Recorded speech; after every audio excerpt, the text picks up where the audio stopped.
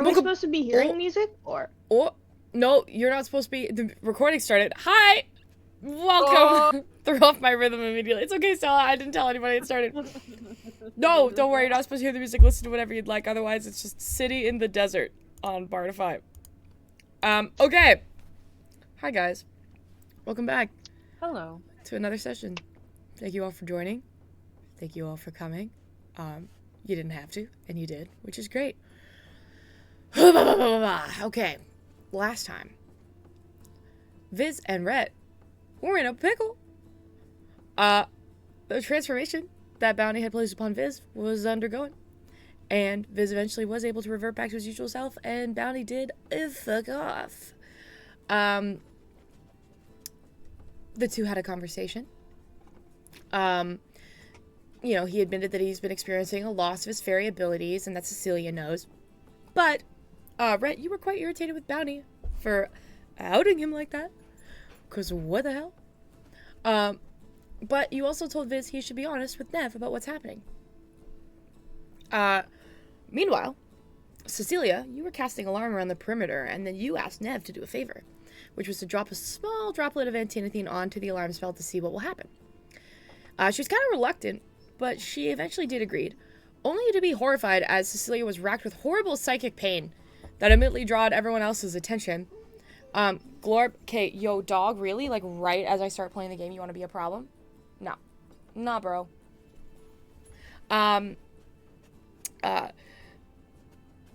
Glorb was upset, demanded to know why Nev even had antinathine in the first place, though attempted to help heal Cecilia.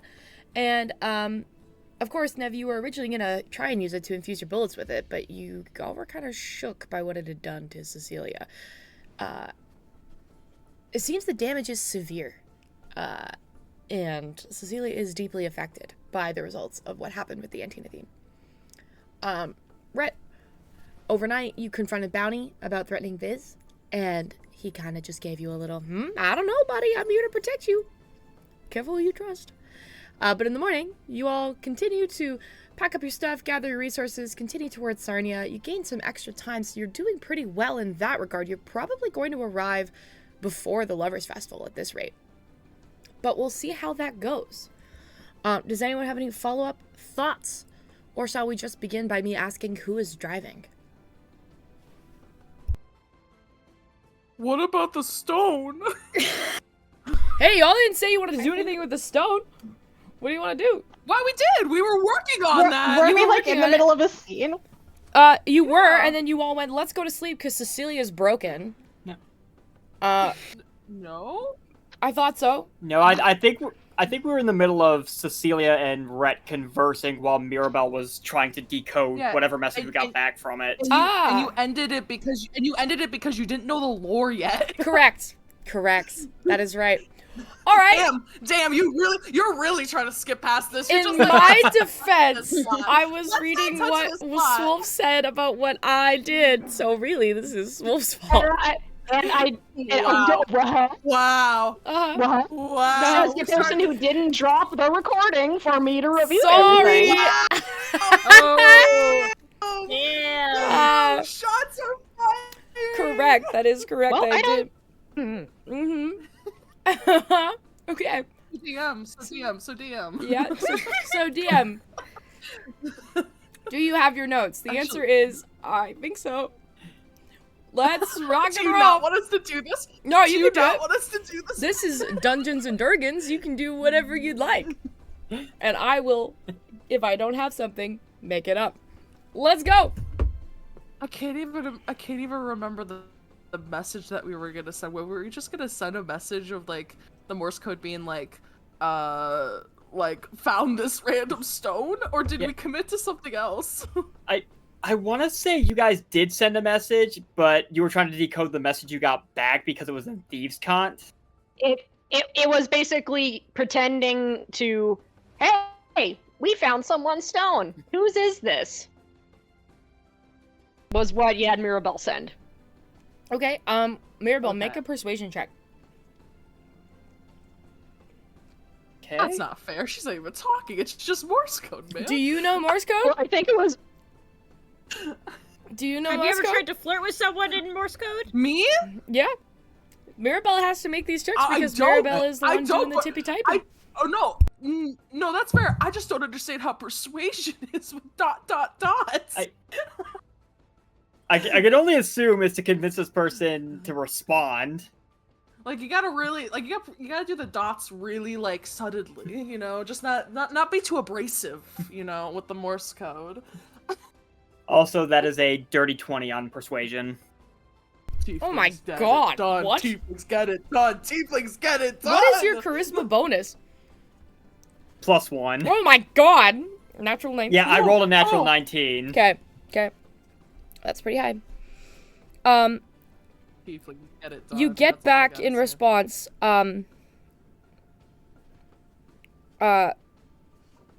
interesting. Hold on. Okay, yeah, dirty 20, huh?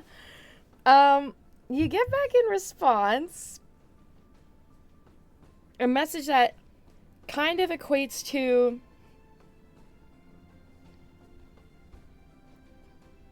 if you have found this stone, it is clearly not meant for you. Please return to original owner.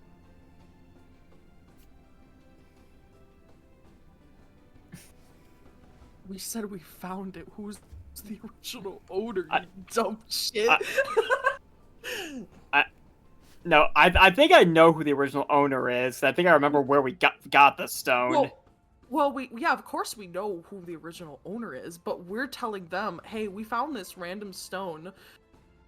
What makes them believe that we know who the owner is? I'm just curious who responded at this point. To Maybe ask, clarify, who to bring it. this Never is mind, keep not going. this is not sorry no this is not the stone. It's to be clear, the thing that makes this stone unique is that it is a sending stone. So you guys know how the sending spell works. You've had sending stones before. Usually you can only send one a day and you can only get one response back. In this case, the nice thing about this stone is you can send up to 5 Morse code messages because you are limited from actual speech. So it's enchanted to be able to send like 10 messages total, like five back and forth. But you're limited to Morse code, or thieves can't in this case, instead of actual speech. Maybe ask them who we should bring it to because we don't know?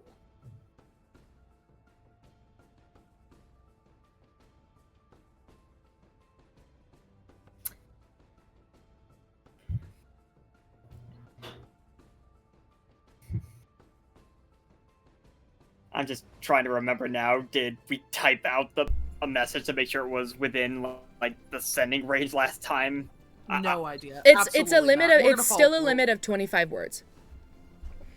We're gonna follow the rules this time. I don't know if we did last time. We're gonna follow the rules this time. Can you make an insight check for me, Mirabelle, because you're the one receiving this message and only you can translate it. You said insight? Yeah. That is a 10. 10. Here's what you can gauge. This person replying to you was likely chance. You know that a thief or a person like Clothy probably doesn't have like chatty associates. And whatever this is, you get the sense that you're probably lucky you responded at all. You got a response at all. And in order to continue to persuade the conversation, you might need to start using a little bit of tact. In the sense of, like, not just being like, let me found this and return this thing I found for you. Because Clothy was not a, by the books kind of person. So you imagine that the recipient of this probably also isn't by the books.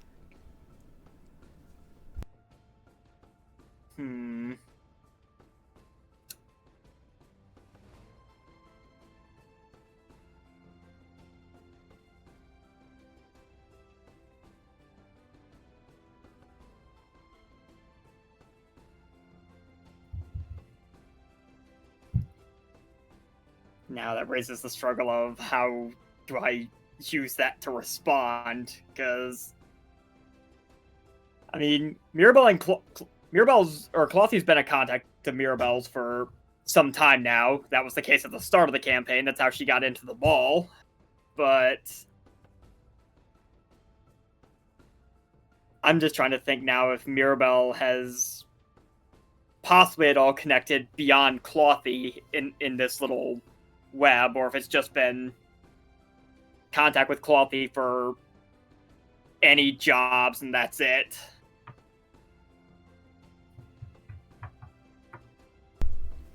Make a history check.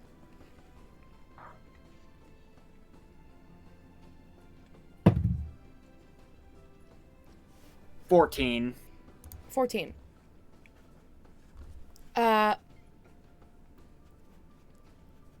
Okay. 14. You remember a couple of Clothy's associates? You met, like, a weird guy at a bar once. Wearing a hood, who never showed his face. There was also, a 6-year-old girl who was, like, just, like, a kid on the street who you helped out a couple times. On behalf of Clothy. And then you met Flora. So you know of 3 people associated to Clothy, but you have no idea if this stone is for one of them or if it's for something else. You're not entirely sure. But you do get the sense that whoever is on the line is already quite suspicious. So you'll have to give a good reason to be seen as, like, trustworthy. Because right now you probably get the sense that they're assuming you just stole the stone from Clothy. Because you do remember Clothy being very meticulous. Clothy doesn't lose things. Clothy doesn't say things that she doesn't mean. She's very good at her. She's very good and gifted and skilled at her craft.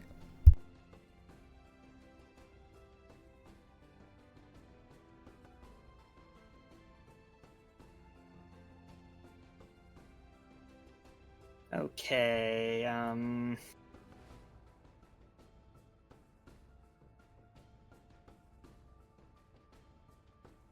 I might have a potential idea. I'm open to anyone wanting to review it before I send it, but if anyone else wants to do anything while I kind of craft this out to make sure it's within the word limit, be my guest. Honestly, I just don't know what to do. We went back to the stone, so I think Rhett's just waiting at this point. Who's gathered around the stone at the moment? I think it's just Rhett, Mirabelle, and Cecilia. Cecilia. I think I remember Rhett and Cecilia being the ones driving, and they called Mirabelle up to address the stone. I don't remember us driving. We were No, going this to is bed for the happening at night. night. We're getting Going to ready bed to go to night, bed. yeah. Oh, right. I'm like, we on the road, manning the horses, communicating with the stone. I have a question. Sorry. You guys have said, Mirabelle, you said Clothy out loud, right? I believe so, yeah. Okay. Because I think she remembers the scuffle on the airship, which is the only way we would have gotten this stone otherwise. Right. I'm just checking something. Hang on. Sorry. Cecilia. Around the corner, because with your passive perception... Actually, sorry, Mirabelle, what's your passive... Your passive perception is also really high, isn't it? It's a 17. 17. So you would also notice this. There's a shape leaning around the back of the cart, just kind of hovering not far from where you guys are. And you kind of turn, Mirabelle, and you look, and you recognize the bottom of Bridget's shoe. She's just like... She's quietly eavesdropping.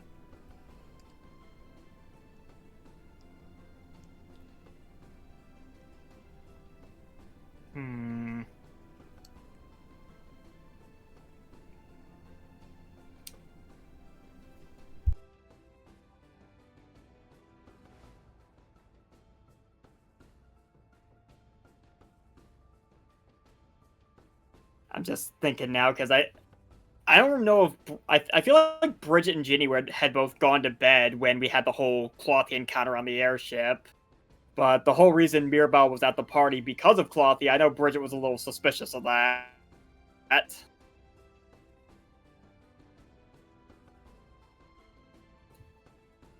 What are you all doing? think Cecilia does nothing about watching Bridget like eavesdrop. I've eavesdropped on plenty of her conversation. I think Cecilia's just gonna like clock it, and kind of like look back at Narabelle, just kind of waiting.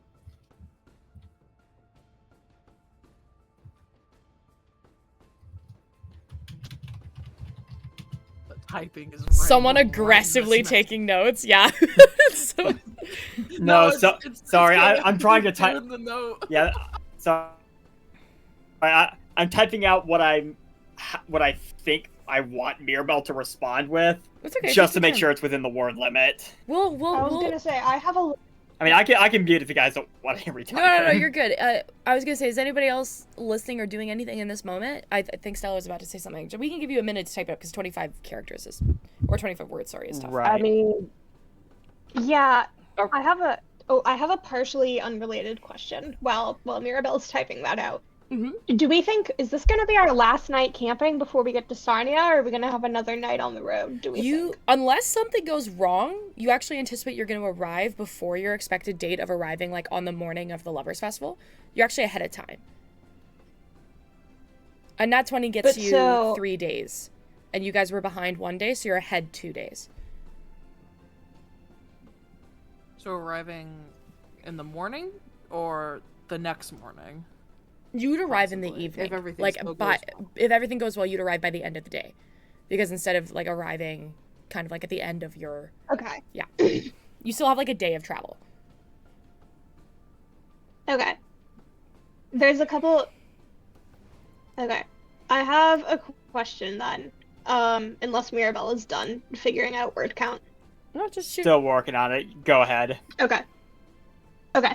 So something that I think Glorb has been like thinking about a lot in the last day or two. Since like while she's just been kind of chilling in the cart and not driving. Which I'm assuming basically some kind of intelligence check or history check or something, or religion I want to see if I can do. Because, like, Glorb knows things about religion, but not a lot about other religions that aren't hers. Mm-hmm. And so, I've been thinking if she's been thinking about, like, trying to rack her brain for what she knows in terms of, like, how strict other religions are, basically, in terms of, like, are there faiths and gods that are kind of, like, pro-anarchy, do whatever you want, or are most religions, like, more kind of strict, like hers? She's just been, like, thinking about that a lot. Okay. In terms of, like, I don't know if there's a check for, like, how much she knows. Well, here's what I will say. It's less what you know, because this is not something you would have been taught, and more about what you've experienced out in the world in the last little bit. So I'll allow you to make an insight or a religion check. Insight will give you more about vibes and culture. Religion will give you more about rules. Okay. I'll do an insight.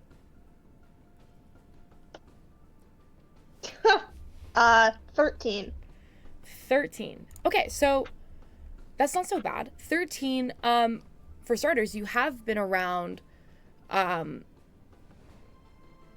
you've been around religious people in, like, the last little bit. You met the pastor of the Sky Mother in, Clanshire, and, like, the big temple that was there, and she is, the goddess of, like, the stars and the sky, and, like farming, and, like that kind of vibe. So she's quite well loved. And you remember the pastor being very kind, very much like believing in the people and believing in community and believing in, like, a purpose and that sort of vibe. Nobody in this group is particularly religious, but you have also met Ginny, and She's a little more loosey-goosey. There's not really rule. You get the sense she doesn't really have rules. And, you know, she was considered pretty high up in her particular faith. Or at least conned her way up there.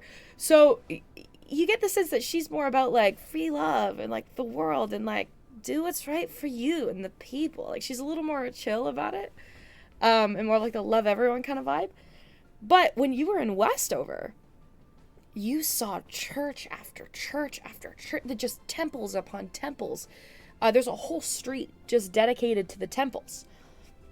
And you saw lots of different cultures and religions. And you got the sense that some of them were more conservative. And you got the sense that some of them were a little more free-flowing and free-feeling. There were the knights in Westover, the operators. They're all devotees in some capacity of the lawbearer. So there are people who have rules, and there are people who are a little more free-flowing, and you get the sense that it's not so black and white. Okay. Got it. I'm gonna file that away for now. Thank you. No worries. Mirabelle, do you have your 25 words? I believe I do. All right, let's hear them. I mean, if anyone else wants to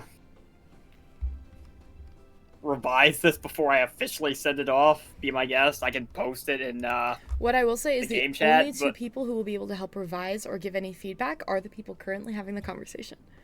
So that would be Cecilia, you, and Rhett.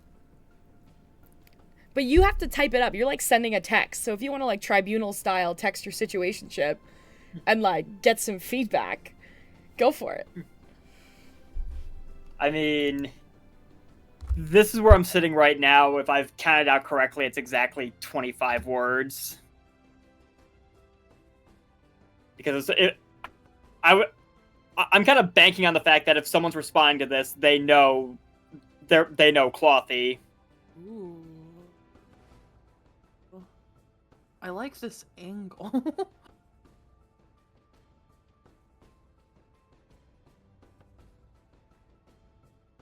I think Rhett would nod and like agree with it. I like it personally.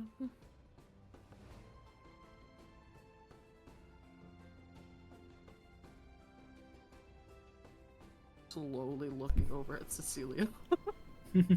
I think, yeah, Cecilia nods. So that will be what Mirabelle sends. Okay, so you send, I've done work for Clothy, don't know what happened, but I want to return this to her and seek more work. Know where to find her. Correct. Okay. Make a deception check for me. Yep, this will be a deception against this person's passive insight. And they rolled real bad. Get above an 8. I mean, my modifier to it's a +7, so Jesus. I would have to roll a nat 1 to fail, I think. Yeah.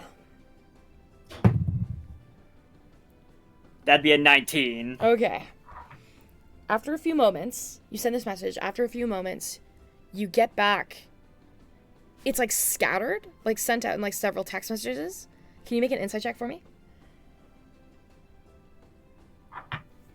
Alrighty.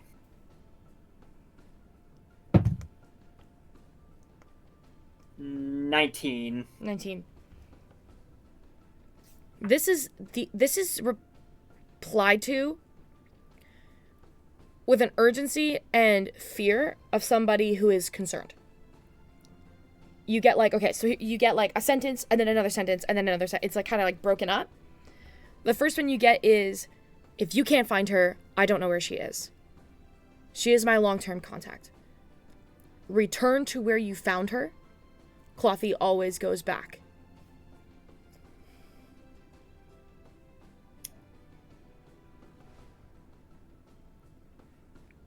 Because I know the last time any of us saw her was on the airship. I'm trying to remember where we were over when she jumped off the ship. You get the sense that this return to where you found her conversation would be about, like, you've passed the deception check. So she's assuming that you're in like a city or a town, or like you're somewhere where Clothy was sent.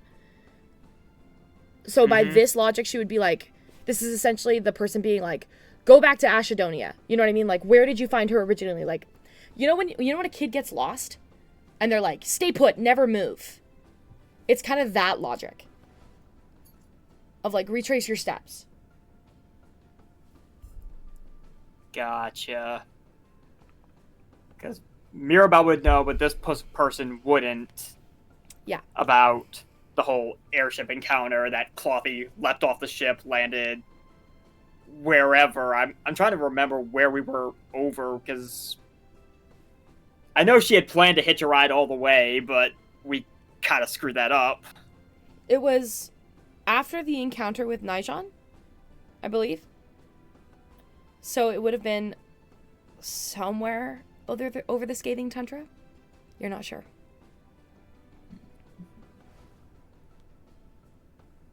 I mean, by that logic, there might be a chance we cross paths with her in Sarnia, perhaps. I think Mirabelle will keep that in mind, and because I think she and Clothy have usually kind of met up in taverns, so she might go tavern hopping just to check that out once we get to Sarnia.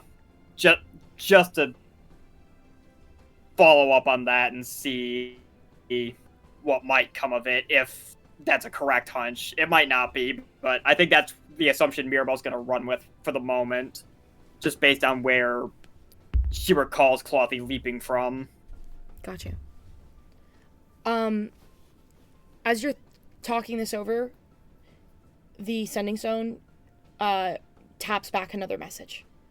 And you realize that this is the first time that you felt somebody intentionally sending a message to you rather than replying to one of yours. You get, where was she last? And then, who are you?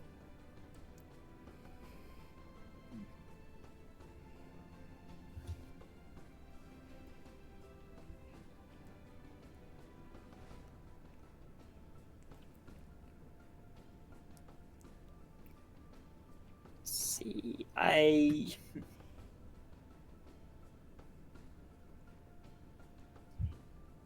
know Clothy knows Mirabelle's name. I'm trying to remember if... No, I don't think I had Mirabelle going by any sort of, like, mercenary pseudonym or anything that Clothy just ignored.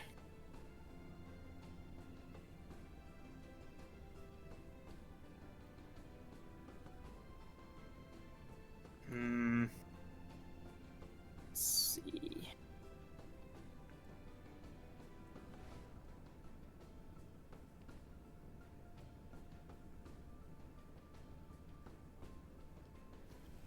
Cecilia and Rhett, you also, Mirabelle relays this message. You now realize that the, do you relay the message, Mirabelle?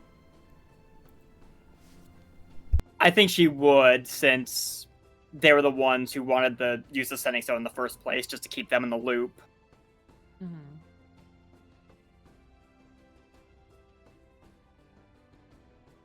I'm trying to think. Really quickly, Shelby, you said we were going to notice something? Mm-hmm. Yeah, you noticed the sending saying stone something about- buzz back. There's a pause. Oh, okay. So you both realize that the stone is replied. That Mirabelle explains Okay. this to And you. Mirabelle would... Yeah, Mirabelle's been relaying everything that the stone has sent back. Okay. So it sounds like this person doesn't even know what Clothy is either. That would make sense, especially if Clothy hasn't been able to contact them because we've had this.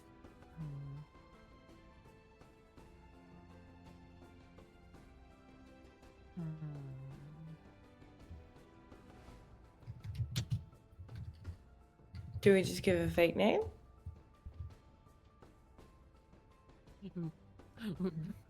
Sorry, that made giggle. That's the tricky part, because I don't know how well since I don't know exactly who I'm talking to, I don't know how well this person does or doesn't know some of Clothy's other contacts. Or you go about it not giving them that until they tell us who they are. Just, you know, We like, do have, assuming they the were stone. the freezing tundra or something? The tundra wastes? What were they called? Scathing Tundra, Scathing tundra. which I believe is where we currently are as it happens.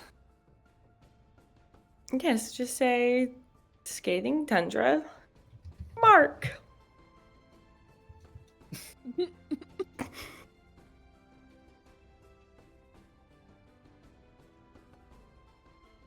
I think it would be interesting to see if we could like reverse engineer this thing. Try and figure out who has it. That's probably more of a Nev question. Mm-hmm. I'm Nev fine is getting snoring involved. loudly. I'm fine. A Nev question for Maybe another not now. time. Yeah. But also, I mean, it's up to you all. I don't necessarily want to give this person any information about us. Me neither. The more information we give,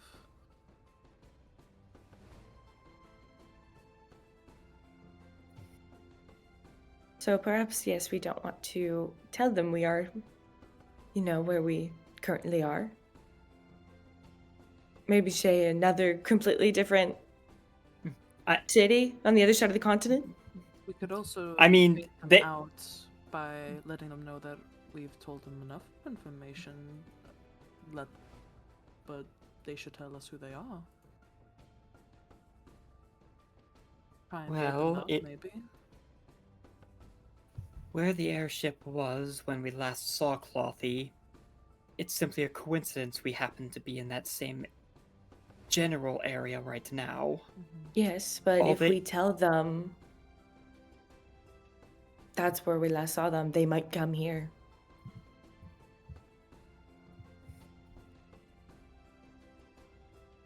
You know? Then again, the whole point of my last message was trying to meet up with her. I think we maybe want that to be on our terms. We also don't know who we're talking to. I think that's the biggest thing that we need to figure out is who we're talking to. Imagine it's Flora and it's just like, oh, we know each other. I know, yeah. Like, imagine if it's somebody we already know. I mean, from the work I've done for Clothy in the past, she tends to keep her circle very small. Even if it's someone I haven't met yet.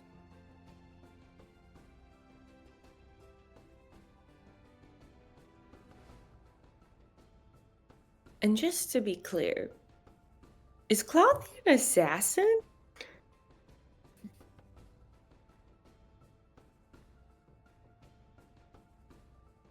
Yeah, we don't really know much. At least I don't know that much other than that Nev fell right into their trap. Yeah, do we like want to necessarily be looking for this person? Us looking for them is more so of a ploy, I think, to get more Yes. information out of this person. I mean, the whole point of me going to the party was a job Clothy hired me for on behalf of the Hilt, Flora.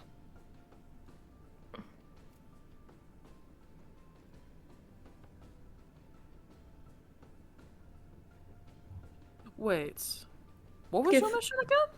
Yeah, what were you there to do? What was the whole deal again? I can't believe it took you guys that long to have this conversation. Hey, DM, butt out. I'm like grinning like an idiot. I'm having so much fun. What was the whole deal again? What was, honest assassin? Well, the whole reason I was sent to the party in the first place was to find out why Ginny had left Tyrosa to attend the party in the first place. it's by coincidence that that information led to the job she also gave me herself regarding her signet ring being missing.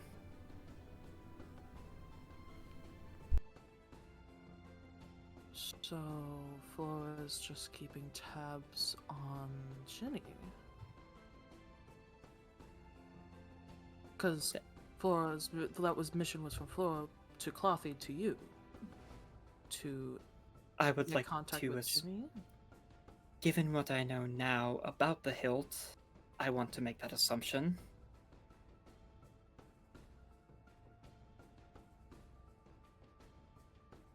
That makes a lot more sense now that I'm thinking about it more. Do we want to just ask if this is the hilt? This shit is really gay, yeah. Do we just ask? Should we just be like, is this the hilt? You guys gently hear the quiet, it's trying so hard to be stealthy footsteps of Bridget just slowly walking away. Just slowly walking away, trying not to be heard. But Do I finally hear that? Because I've been going off of that. I don't know anything that's going on over there. She didn't roll very high on her stealth check, so all three of you kind of just gently hear tiniest footsteps as she just like creeps away. Cecilia will just quietly say, "Good night, Bridget." The footsteps stop.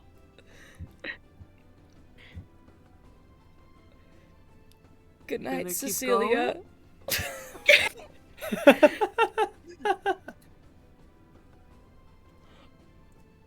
That's crazy.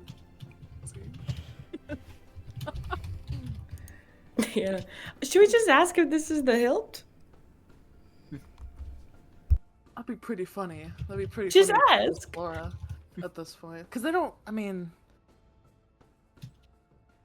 Because if Clothy, if this is a point of contact, then also Flora also had one of these, I think it is probably... It probably is. Yeah, Most just be likely like... it's just Flora. Just be like, "Hello, Flora? Is this you?" That's crazy.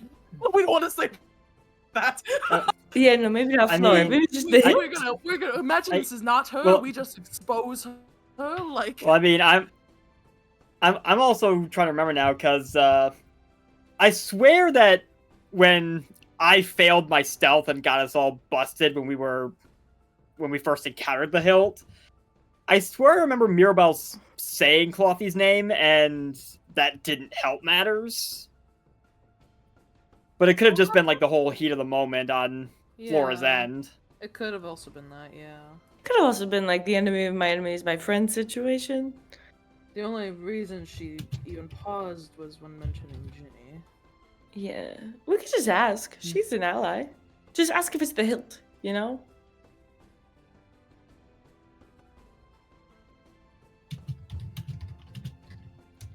That's a lot more words than "is this the hilt?" I'm joking. Is this the hilt? Sorry, I'm just trying to think of how Mirabelle would word this, just Yeah, because she, like, yeah, normally she's not the most charismatic person in the world. But this But- is also like words, you know? yeah, It's not but- like... I mean, it's also the fact that, as I think was kind of proven with when we had the whole situation with Jarvis, she's charismatic enough to mostly just coast by through criminal underworld knowledge, basically, in those kinds of situations, and this is kind of one of those situations. Mhm.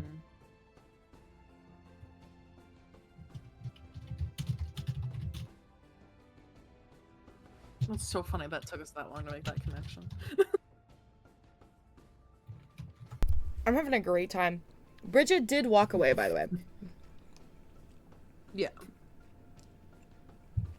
I'm sure that's probably going to be an interesting conversation I'm going to have with her, Ginny, tomorrow morning.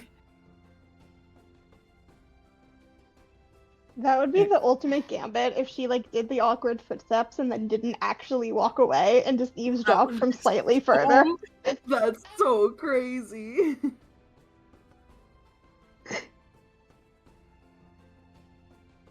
At least someone else gets zoned of truth. fucking Ginny just comes out of nowhere, casts this on us, and she's just like, all right, so. It's Ginny's favorite spell. It's basically truth or drink. That's crazy. Anyway, that's what I've come up with. Just how Mirabelle would probably play this, just based on. That's so honest, though. You're telling them too much. Yes, but she's also working with what she knows from working for Clothy in the past. Because again, she keeps her circle small. Because we've only. Are we sure we don't want to be like, is this the hilt before we say this? I feel like we shouldn't tell them all of this right away. If we get to, because what, they did 3 messages, we did 2, so this will be our 3rd, so they only have 2 more left. I think they've technically done 4. The initial response to me, and then if the all the rest of it came in 3 separate messages. That was 3 messages? Yes. So or 2? I thought it was 2 because they sent you said it came over in like 3 like broken up sentences, right, Shax? Yes, but it was 1 message. It was just like slightly delayed. Oh, like gotcha. They were, like, taking their time typing. Other option, you can tell them who we are, but maybe don't tell them where we are. Just in case. I know they asked, but we don't need to answer. But them even knowing Mirabelle. Well, that's the thing. Well, here. Well, they asked where we last saw Clothy. They don't know where we are. This is technically answering that question, and not at the same time. Don't know. I feel like it's too much information right out the gate. Yes. I'd rather take the gamble and just say, is this the hilt? Instead of taking all of this information. I feel like they should be saying who they are first before we reveal too much. Because if we just ask, may we know who this is, they could just stop replying. You hilt? Yeah, I like that. You hilt?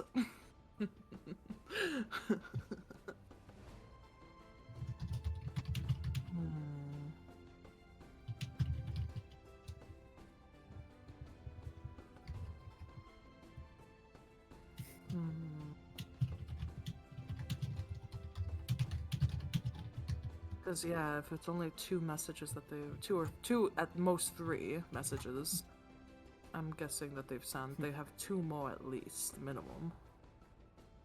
I mean, there's a more revised version. Do like that. Gives them one of the answers and hopefully incentive to respond. Mm-hmm. Yeah. Is that what you said? Yeah, I think that's what I'll send. Make an Press the send intimidation button. check. Yeah. Yeah. You need to outbeat their intimidation check. Oh, sweet. How did I intimidate this? I mean, they were demanding to know who I was, so someone's gonna have to break eventually. Just Flora. Imagine it's just gonna be Flora. It's gonna be so funny. That is another dirty 20. You get no response. Damn. If you would like to send another message, you will be doing so, knowing that you only have 2 responses left. You Why don't you say, you hilt? Are you the hilt? No. Just say you hilt. Continue this message. Press 1 now. I don't want to give them any more reason to be suspicious. Shit, is iMessage on or not? Is it green messages or blue messages?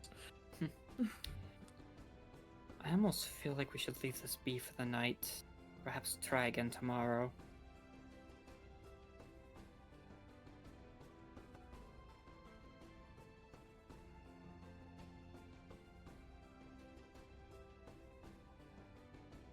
I guess, yeah. I'm not opposed to that. To ask if this is the hilt press that we have. It's crazy. This is so funny. Do you? God, I really just want to say it's you hilt. I just want to say it so bad. The red button pusher in me just wants to do it.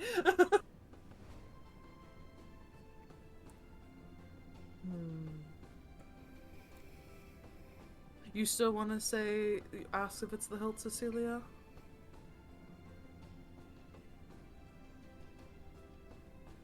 I feel like, just like, what if it is, you know? Mm-hmm. And all the suspense. Yeah. Here's my question. Especially, didn't you say you saw one? The question, God. Do you leave it? How long do you wait? I think we're talking, so we wait a second. Okay. Because we didn't get a response back. Yeah, you did. That is true. You did not. Yeah. So it's technically their turn to do it anyway. So we can have all the fucking time in the world. Don't rush us, God. I am not rushing you. I am getting clarity on the amount of time. This is important. I'm teasing. I feel like I have a funny feeling it's the hilt. I have a funny feeling.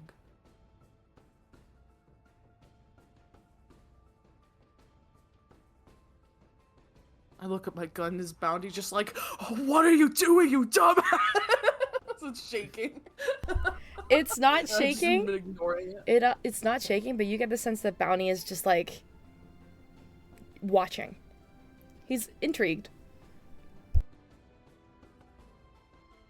If Bounty thought that we were being dumbasses by doing it, I think Bounty would have said something by now, because that's just how Bounty is. I'd say do it.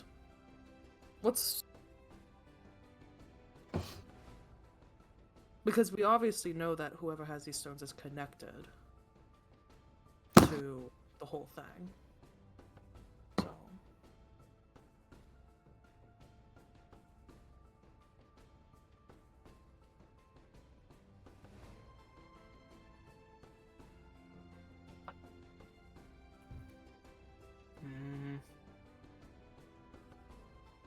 So. Who could it be? We have to think about, like, it could just be some random person connected to it that we don't know about. It could be the hilt. I do remember, though, there is a little risk. I do remember that... I do remember when we were spying before we got caught, that the hilt was talking to someone on the other side. It did not give off the vibe that it would be Clothy. It gave off the idea that it would have been the mad one.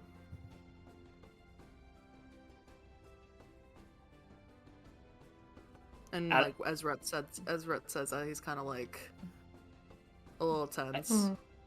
Out of character, I'm trying to remember now. Was that the person she was talking with before she dismissed them, or was she talking to someone on a sending stone before we got caught? It was the sending stone, and then she like wrecked the place. I remember. Yes. Well, then in that case, it's probably not ours, right? Because we had it by then. That's true. Mm-hmm. That is true. So unless it allows multiple connections. That's the only thing we don't know about. If it has multiple connections, it's a group chat. Fuck. Yeah. You know what, Cecilia, make a Arcana check, just about the commonality of sending stones. It's usually just 1, 2, but also it'd be really funny if it's a group chat. Yeah. It's so funny. It's Well, most of them also usually don't involve stuff being sent in thieves' cant. You also distinctly remember 17. Cecilia, you grew up from a wealthy family. Or you grew up around wealthy people. You grew up around magic. In Gildmoor, magical items and magic itself is not uncommon. Sending stones? It's like getting your 10-year-old an iPhone. You know what I mean? It's expensive, but so funny. it's useful, and a lot of people have them. You also distinctly remember that the hilt was talking into the sending stone that they were using before you guys were interrupted. Before she was interrupted by you guys, I mean. Getting your 10-year-old an ice stone. That's so funny. I'm mad I didn't think of it. Why didn't I make a sending stone company called Ice Stone? It's not too late. You can now. Canon. Actually, yeah. Canon. Ice Stone is a company in Westover. You remember them talking into that one. This one is specifically Morse code. Oh, so they're not the same. Yeah, different stones. True. Okay, so it's probably not the hilt unless Or, the hilt or had it did get multiple. or it did get an iOS update from talking to it to Thieves' Cons. Okay, maybe we do leave it. It's probably not the same one. They're different models. But what if? Because the one that we saw Flora use was the one where you speak to Yeah. it, and that one we thought might be the Mad from that, like talking to the Mad one. And that's why she Yeah. got angry. So it's yes, that is then to this say could be it's- this could be different because it's for Clothy. yes, but we knew that they had one, right? We don't know if the Flora had more than one. This is number 2. Ugh.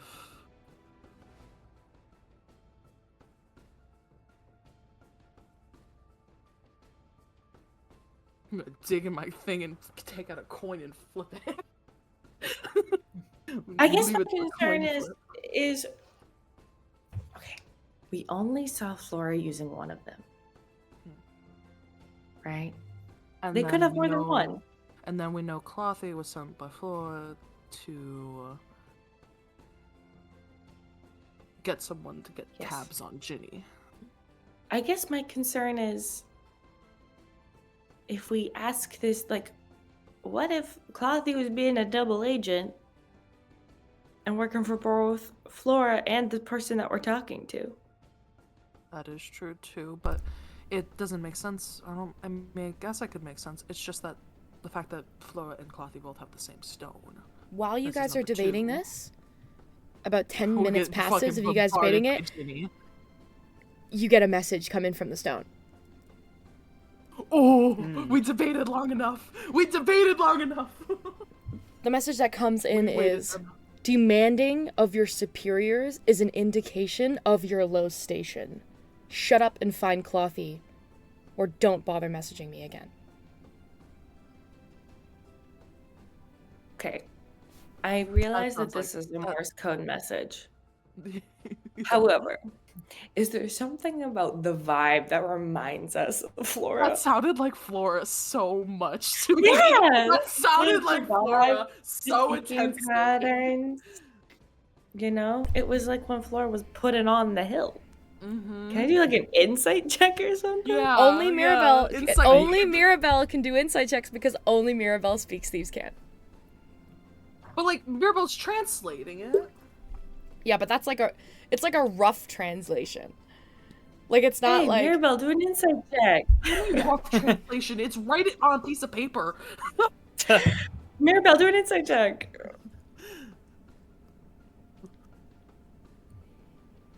I mean, it's a 19. It's good. That's the best we can get. it feels a little familiar. Shucks really didn't want us to get it. It feels a little familiar. You've heard this tone get used at several members of your group before. I don't know why. That's just really funny. You've heard this tone used on you guys, like a very angry mother. What gives it away is actually the way that it's an indication of your low station, followed immediately by Yeah. shut up. It's Yeah. very contrasting. It's like starting fancy and then pulling up to like letting the emotion We get the should- better of you towards the tail end of the sentence. That We should just Reads send. familiar. We should just send. Okay, Hilt. Okay. Yeah, Hilt. yeah. Say that. Mirabelle, say that. Mirabelle, Even say better. that. Okay, Flora. No, I don't expose the name. Don't expose the name. No, don't say that. Don't say that. Don't say that. Don't That say could be Don't mention bad. Ginny. Don't mention Ginny. But I think OK Hilt is really good. I feel like we should do it. Oh, I've never wanted to press this button before in my life. OK Hilt, bye. Morse coding the extra E's. What's the flora and fauna like by you? That's really good. That's really good.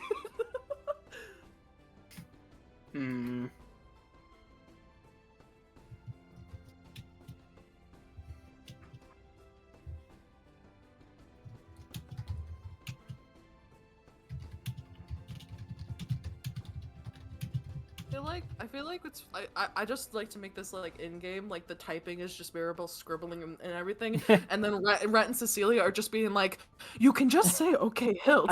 There doesn't need to be that many. I mean, as familiar as it is and as obvious as it feels now,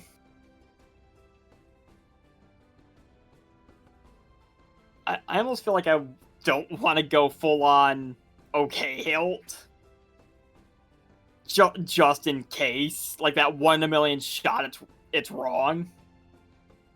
I think we know. I guess. Although, like, what's like the issue if we're wrong? We're not saying Flora, right? Yeah, as long as we're not saying like her name, we're not exposing her. We are calling her by her title. Yeah. Communicate. And it's also a well-known title. Like, people think the Hilt's going around murdering people, right? But I can understand that you don't want to be as sassy as saying OK Hilt. I will remind you, you have 2 messages left. You only get 2 more responses. And then we sleep. Yes. And I guess, like, if it is the Hilt, we could use this last message to figure out what's happened since. It's like This one of feels those- so much like a sleepover, and then, like, it feels like at a sleepover and you guys stole your friend's phone and are texting her crush. Like, that's, like, for her. Absolutely. Like, that's what this feels like. I was also gonna say No. it's one of those like games, like it's like one of those like fucking like games where you have to have a certain amount of like points to keep the conversation going, like one of those romance phone games. For me, it was sleepover, but like when you and your friends would get on like Omegle. Yeah. Yeah. That's what it is. That's what it's giving. Except their Suddenly camera's we say, on and okay, yours nope. is off. Suddenly we ASL. say, oh yeah, their camera's on. ASL.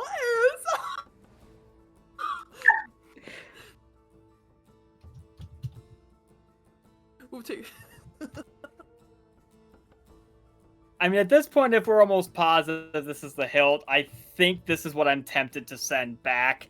Just to see if it's 1, firing the shot in the dark, and 2, trying to smooth things over at the same time, because she has met us before, so she would know who we are. Don't apologize for insubordination. No. Cecilia don't will read apologize. that and say, don't apologize for that. You're not her superior. Or she's not your superior. Do not apologize for that. I wish we could Morse code messages and do like the salute emoji. Can you imagine how long it would take to Morse code the word insubordination? That's true. I mean, fucking ever. That's why there's a pause. In the previous messages. That's really funny. I mean, trying to sleep, and then all of a sudden. I mean, Well, that's what we did to sketch last session. That is true. We did do that.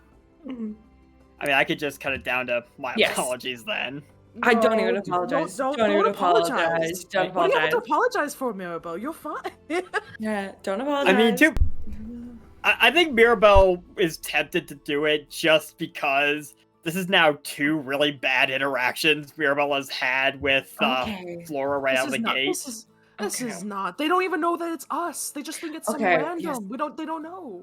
Do what you want, Mirabelle, but I say I don't think you need to apologize. Yeah. Don't do the. I don't think you need to That's the apologize. only thing I vote for. You're stupidest. My apologies, you fucking. All right, I will cut out the apology from it. For the record, I think that would be an Aiden response. That would be a Nev response if she was awake. Yes. But yeah, I guess that's what I'll send. I will do my best to track her down, Hilt. And for the record, this is Mirabelle. Oh, I thought you were gonna say I'll say that as in like my apologies, you fucking bitch. Oh no. Really funny. It would be really funny. As if I need to give Flora another reason to Listen, we got a second response. We can do a second one. We have time. Let's do it. The last time Mirabelle got off on the wrong foot with her, she had me in a chokehold until you guys got her to let me go. Let's press the send button. Press the send button. I don't think there's a send button, but I don't know how this thing works anymore. Okay, so you send, I will do my best to track her down, Hilt. And for the record, this is Mirabelle. You fucking bad joking. Okay, you send that message. Oh god, hold on. Sorry, the music stopped. There we go. You send that message. I can't wait for the FBI to show up. You send that message. I'm concerned if Fluffy has a line to the FBI. Invisible helicopter. Yeah, it's just it's just the sound of fucking chopper blades above you guys. We got. Okay, how would she respond to this?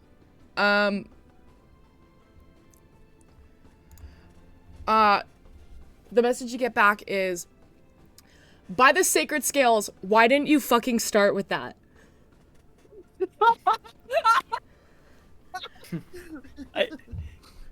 And then it's, where are you? What's happening? Where did you go? You caused chaos here. And we're gonna have to wait. We're gonna have to wait for more info now. They have another response, but still. Then we got one more response, but. And then with the last 3 words, you get, did you find her? Oh, about Jenny? You have to say yes? Just say yeah, and then don't say anything else other than yeah. No, say, whoops, and yes. She's good.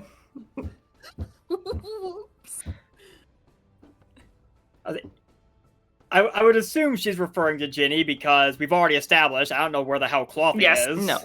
Absolutely talking about Ginny. That's so funny. Say, yeah, you want to speak to her? You want to get? But then you don't get another message. So it, yeah, do you want to speak with her? Yes, no message. Because you're out of messages. That's fucked. You should say that. That's really funny. Oh, say, Lord. Whoops. Oh yeah, we're with her. You want me to go get her? It's so funny. I feel like we should. Logically, as much as I want to do this, logically, we should ask, what did we cause? Because apparently now it's chaos. How the fuck did we cause chaos? Well, I mean, I can think of a the few whole reasons. This time in particular. Pick a number.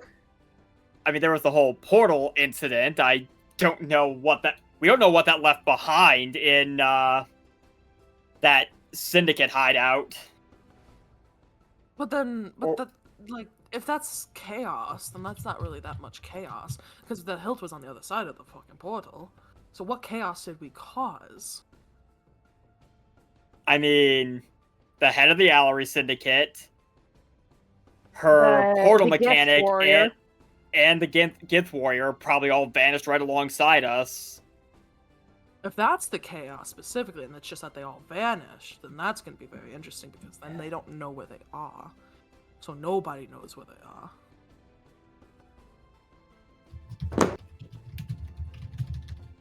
That's mostly chaos. Okay, so I know she asked, where are we? And did we find her? What else did she ask in that message? She basically was like, why didn't you start with that? And then she was like, what happened? Where are you? You caused chaos. Where's my girlfriend? And then did you find her? Where's my girlfriend? That's what she specifically said. Is where my girlfriend is.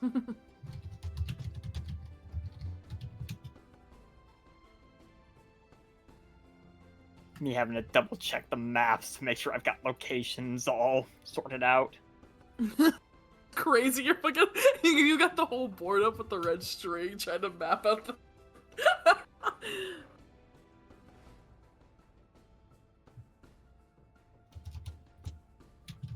This is fun.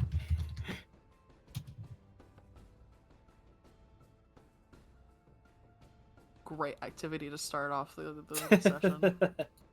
Is just a sleepover text messaging.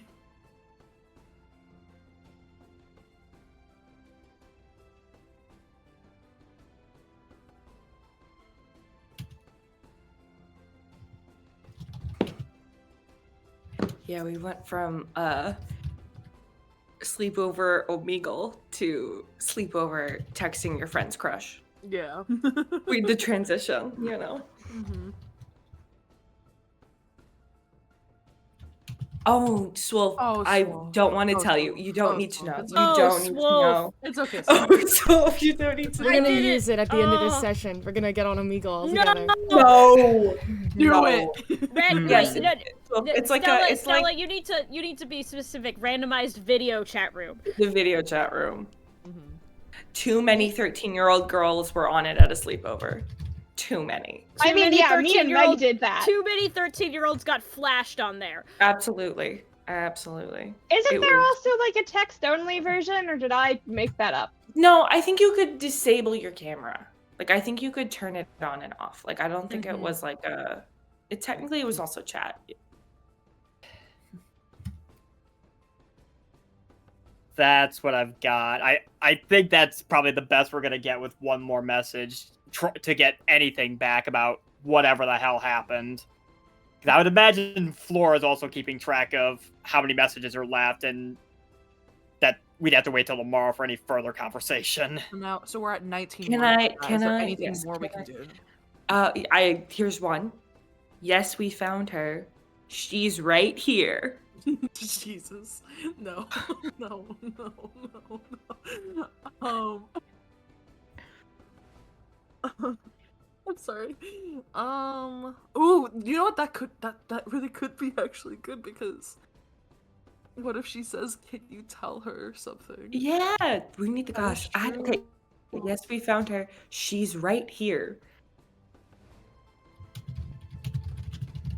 That's so chaotic. It's like a perfect amount of chaotic. It's perfect. it's like She's not right too, here. it's not too off the rails, but it's like just scathing It's just by. perfect. It's perfect. It's not quite. You want me to get her?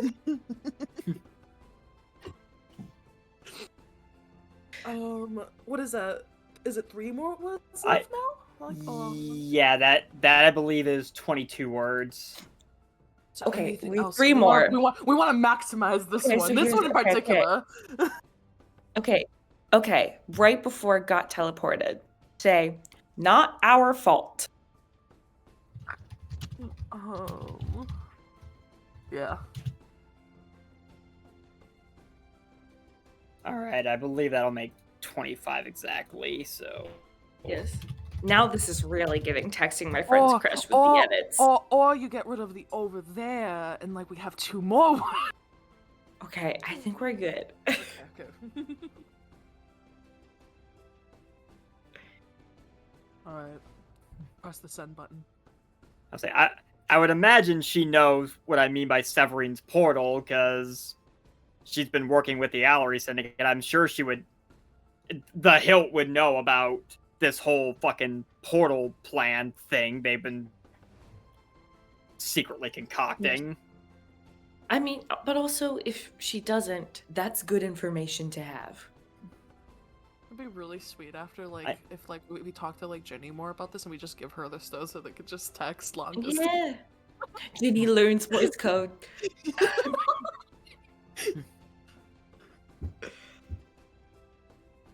That's what we send. We press the send button. Does it get delivered? Okay. Is there Not our is there- fault. is there- Got is there- teleported near Clanshire by Severine's portal, currently heading towards Sarnia. Yes, we found her. She's right here. What happened over there? Here's the response you get back. Everyone shunted. Severine working field. Ayla in Westover. Gith gone. Others regrouping. You bought time. Keep me updated. The last line. Mirabelle, please. Don't tell Jenny it's me. Ooh. Ooh.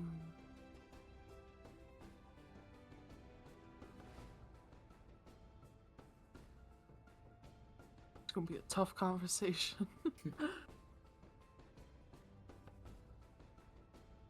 I guess that's a good chaos then, at least.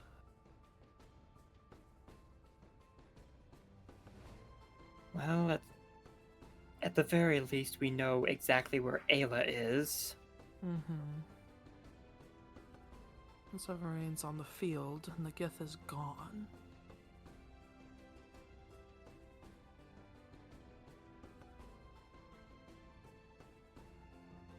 It's a good thing we finally remembered this. This is very useful information. Sometimes you give your D&D party a stone that isn't useful at the time because they won't reply to it, and then it becomes extremely useful 40 sessions later. It's also, you know what's also really crazy is the fact that like the singular reason that I even like thought about the stone again was because all this time I've just been looking at like stuff for it, and then you messaged me like while we were just like casually like catching up to like get like, you know, set up for the campaign to start again. You were just like, yeah, you haven't had someone identify it yet, and I'm like, oh, I didn't think I was supposed to do that. That's the only reason. It's the sole reason. It's pretty cool. Now we have a direct line to an inside agent. I didn't think it was. I just thought it was a stone, and you know, it was just like it's like a group symbol. Like, you know, everyone who has this is like part of the squad. It's a pretty rock. It's a pretty rock. Yeah. It's shiny. It's our pet rock. It's our group pet rock. Oh my god. I mean, fucking evil laughter for Stella. I can imagine Mirabelle's gonna be the one holding on to it from now on, since she's the only one who can technically use it because thieves can't. But yeah, if both sides are out of messages for the night, unless there's anything anyone else wants to do, I think we're good to finally go to bed. Cecilia will pat Rhett on the back and look at them both and go, "Good chat," and turn around and go to bed. You do a pat, and it's like with your hand is just shaking. Still. Absolutely, it's clammy. Clammy. So like you touch the back of Rhett's neck. Ew! Ew! Don't say that. Ew! Gross! No, it's just so clammy you can feel it through your shirt. You just see Rhett like actually physically like cringe, just like ugh. Like the shiver thing that cattails do. Yeah. Oh my god. I almost got rid of the sending stone from my inventory to give it to you, but I realized this is the one for Bishop, so I'm gonna keep that one. I didn't have the stone in here. I don't see it. We just start getting sending stones for all the NPCs. That's crazy. You know what's even crazy about that is that it's not like, you know, having one singular stone and you message it. You have to hold on to all these stones. Is insane. Oh, you do have one for. Well, you want to imagine being an influencer in this day. Oh dear. Well, we did convince the dragon. We did convince the dragon to be an influencer. Imagine though, but imagine just she hoards a bunch of sending stones to send updates. You want to know what's funny is that at some point I can make a sending stone, and my idea was, what if I made like sending stones? I give one to Sketch so I can just bother them at any point Nev wants. Oh, funny. It would be funny. I would have done that before we got shunted. I know. Damn, that sucks. Want to see my wife? You gotta mail it. You gotta mail a sending stone. Well, Sketch. Okay, this is out of character, obviously, but Sketch did. I think last session when we did call them and annoy them, said they needed our help. Or maybe? I can't remember. You know what? I do have one, because you have one for Bishop, right? Yes. I'm just like, can I use that quickly? Gives it over. I'm gonna send a message. You to Bishop. turned over and like I mentioned it like to Mirabelle and you turned back over with your clammy hand. She's like, it's gonna take like 5 steps away and just kind of hunch over it a little and whisper into it. Bishop, it's Cecilia. How are you? How's my dad? Good night. You hear the quietest voice, and you and Bishop were close as kids. You guys are like, he's a little younger than you, but like you watched him a little bit. You guys have a rapport. He kind of goes, "Hey, Cecilia, that's not his accent." Hang on. That's not exactly at all. He's got like he was asleep. He was asleep. This is like his waking up voice. Cecilia? That's not his voice either. What is Bishop's voice? Did he have a British accent? Why can't I remember? Just make it sound really groggy. How did you... Yeah, okay. Cecilia? Yeah, your dad's good. It's been some festival preparation in the town, and he's been on it. It's good to hear from you. Hope you're okay. We all miss you. Good night. Cecilia will give it back. Just waddle over and give it back, and then good night, and then go to bed. Good night. Good night.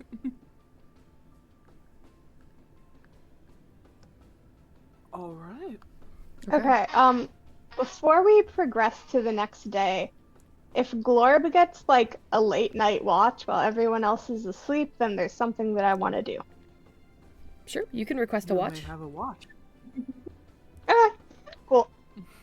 In that case, whenever I, like, take over for watch, are we doing, like, the funny little dome again? I think so. I think we were in the funny little dome. And then Okay. I think Cecilia. I think the whole bit. I think I remember the way I set it up to have this conversation, at least about all this, was that like while we were like settling down, like we were like Cecilia was like sat away, and I had Rhett like sneak on over to talk about the stone, and then we got Mirabelle, and we were just in our own little like group circle on it, while everyone was trying to get ready for bed. Okay, yeah. So, because before I do anything else, Glorb's needing like wake up, take over from whoever she's taking over watch from, and then just like once it's been a little while, just, like have a look around and make sure that everyone is asleep and no one's like paying attention to her. And then she's gonna just like head out of the dome and just like stand outside for a minute. I'm assuming that everyone is actually asleep. Someone wants to tell me they're secretly Glorb watching. Well, I will say, Aurora doesn't sleep for that long. yeah, so. I don't yeah. sleep. I have an astral trance that lasts for about 4 hours, and even when I'm trancing, I'm still aware of what's going on around me. Okay. I will say, that's not ideal. Glorb, But I will it's say a Glorb trance would like have known this. Glorb would have known that you were trancing.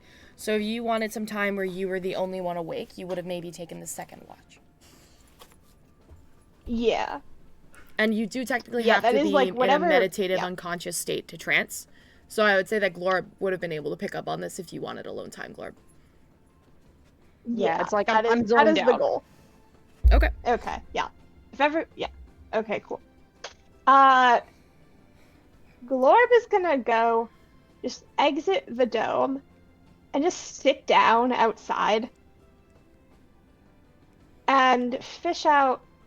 I think I've mentioned this before, that Glorb has like a little pouch around her neck on a string that she usually keeps like tucked under her clothes, like tucked under her outer layers most of the time when it's just like casual, that she like fishes out and uses as like her holy symbol, for magic stuff when there's like or druidic focus rather. When there's like magic stuff happening. I don't think any of y'all have seen her open the bag.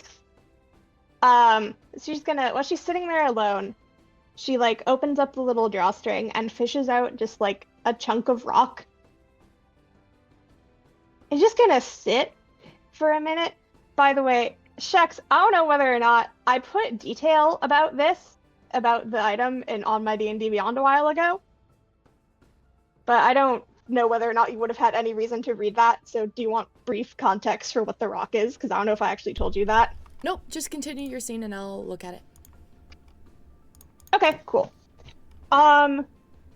So yeah, she's gonna just sit for a while, kind of looking at it. Uncomfortable, kind of awkward about what she's doing. And then, like, take one last look at the dome, make sure no one's looking around. And then just, like, kind of slump down on her back and lay down and start talking to the rock. Just saying, like, kind of awkwardly stuttering for, oh, actually, one other thing before she starts talking. She's going to take off the crown. You're gonna take it off? Yes. Because that was, before anything went down with the crown, she, like, made sure she could take it off. So she can't take it off, right? Yeah, out of curiosity, as you go to reach for the crown, why do you try to take it off? Why does Glorb try to take it off?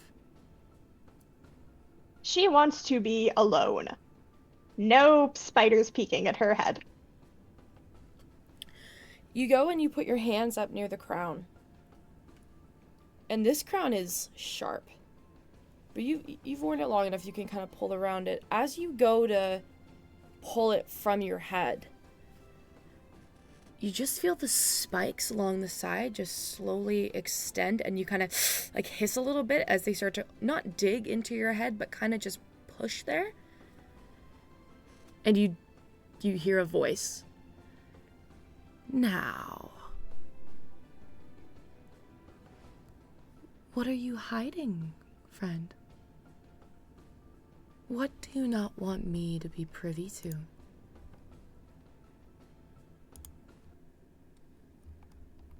I'm not hiding anything. Just don't like being watched constantly.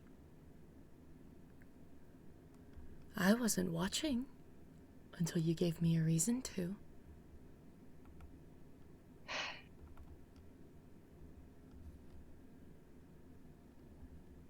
Will there be a problem if I take it off for 5 minutes? Will there?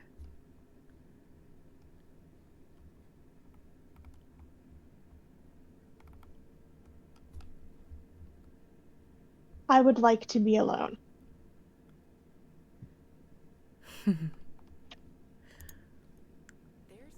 Oh, that is not what I wanted to do. I wanted to change the music.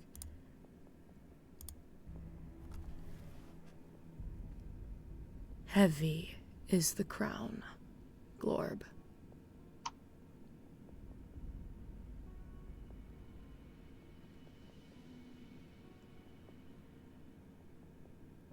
I was told you said previously that I could take this off. That was my condition for using it.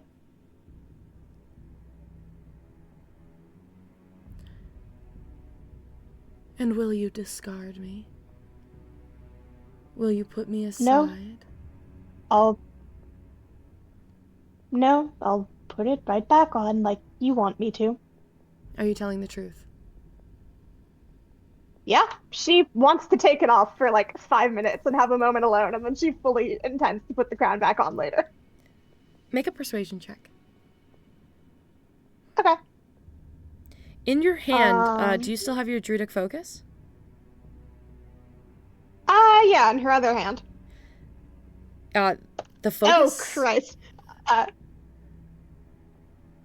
What were you gonna say? No, go ahead. What did you roll? 4. 4.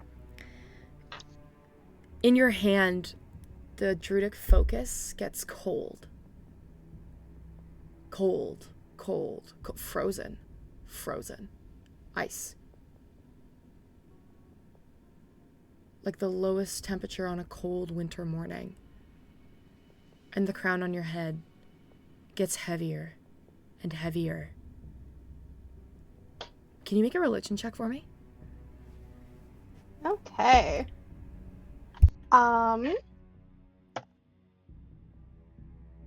21. You feel diametrically opposed forces pushing against you. The cold of your druidic focus and a writing in the back of your spine, a straightening. The pure, unadulterated feeling of order, rule. And in your hand, well, the opposite of rule would be probably the feeling of a cold, snowy breeze on a mountain. There is no order to winter. But the Spider Queen demands it. And you feel these two pulsing feelings.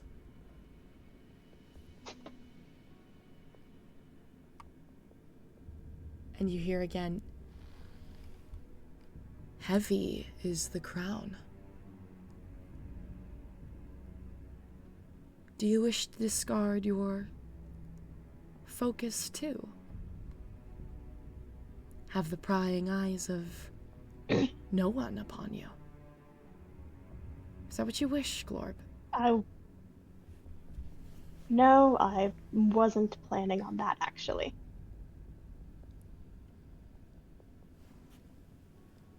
So you mind little the eyes that watch eagerly.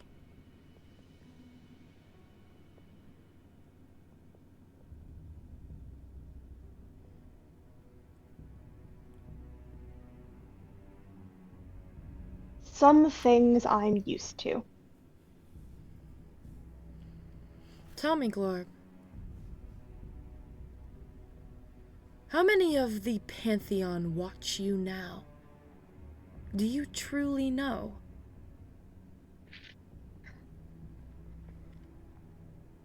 I doubt I'm important enough to attract many gods' attention.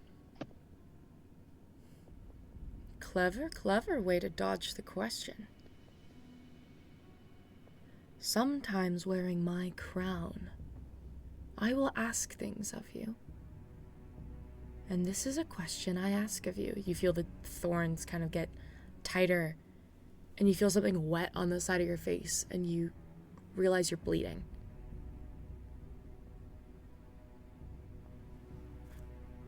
I do not fear you to discard me. I fear you to underestimate yourself, as you have for centuries. Let me ask, did you think that you could simply wear me, and I would be unable to see within? That I would be unable to see around? I asked you a question.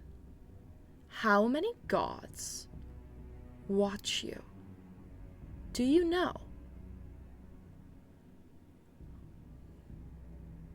No, I don't know. I don't pretend to know what any god is doing.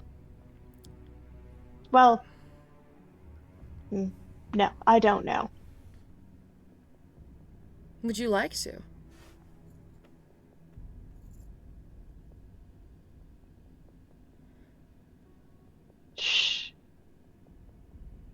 Sure.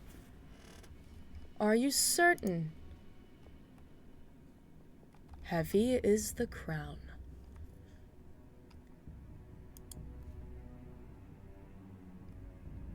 I was going to take the crown off, but you don't want me to, so sure, I'll listen to what you want to tell me instead.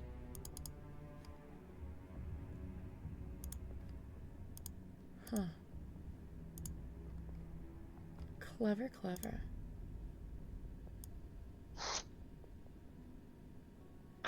I want to tell you nothing. Truth be told, I couldn't care less what my siblings want of you or your friends. But many eyes watch the sins. Not too dissimilarly to how my eyes watch you. I know you know of one. One who speaks in riddles and promises anarchy. One who demands nothing yet everything. That is darkness. One who bribes with loss, like humans themselves have not already experienced. You put on my crown, I would demand order. But it seems others would already make demands of you.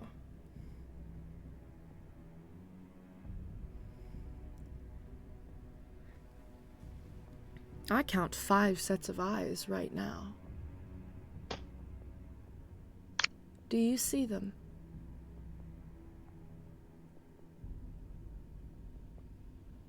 No, I can't see that. Look closer. Glorp, for the next minute, you've been given true sight through the crown. You look... All right. Yeah. You look down at your hand, and you realize that the orb, the focus that you've been carrying, there's a 6-pointed snowflake kind of engraved on it. And it's flaring ever so slightly. Just up and down and up and down. And you just hear in your head, 1. Very good. Keep going. And you turn your head and you look over to where Rhett is sleeping in the dome. And you see the gun. But not just the gun, as it kind of sits on Rhett's waist, you see a figure that you recognize. Crossed arms, kind of just looking over at you. And you've seen Bounty. Like the jack-o'-lantern kind of smile and the old, like, 1920s style suit. But here, you see something... It's Bounty, but it's not a Bounty you've seen. It's a shadow of a man. And all you can see behind this shadow is a flare of eyes blacker than night, bent out into even blacker of a shadowed form, with a trapezoid hat.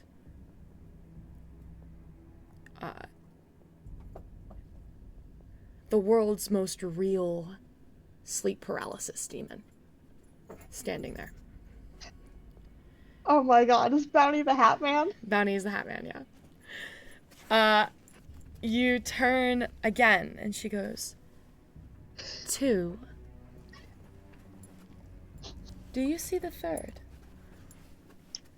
And you turn your gaze slightly to the left, to where from where Bounty is. And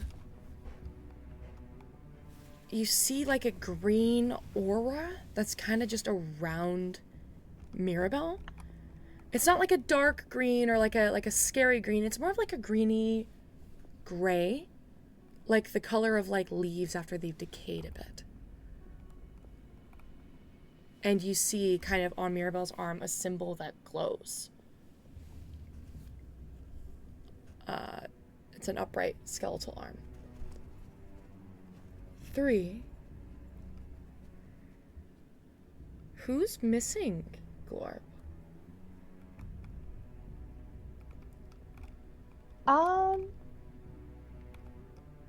First of all, this is a really pedantic question, but isn't the dome, like, I would have to go back in to be able to see everyone, right? If you hadn't had true sight in this moment, yes. Oh, okay, right. I forgot. Okay. Um, I'm okay. Um, after a minute, or like after like a few seconds of thinking, is the Mad Prophet watching us as well? Oh no. I believe you mortals call us scattered. With the exception of little brother over there. Most of us fall on the side of mortals. That is how the stories and legends go.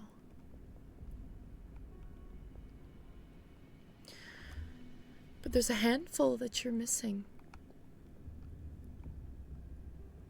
You look over at Cecilia. And just like the slightest, faintest glow on her belt. And you've never seen, like, Cecilia wears like this dress.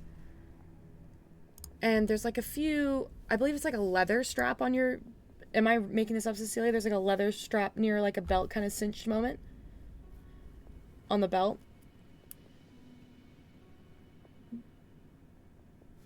To hold something? No. Like actually on your clothes. Sure. Okay. There's like the slightest bit on your belt, and there's a tiny little dove, a spiraling set of doves that are just engraved on the side of Cecilia's belt. You've not seen them before. 4.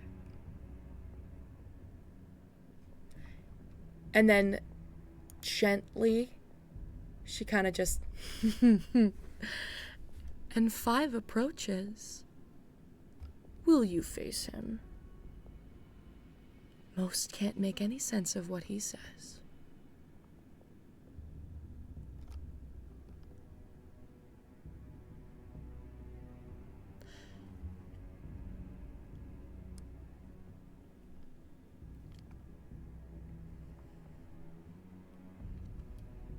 Behind you,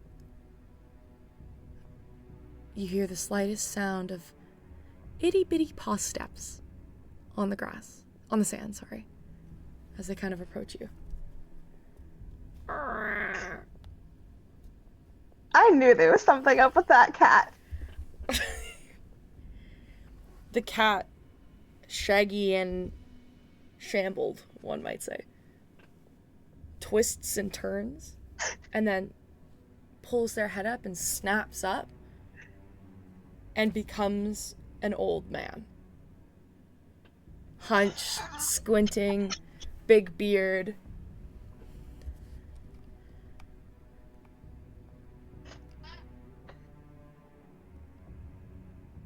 I could be both real and not real, sister. Does it change whether I demand a belly rub? I think not.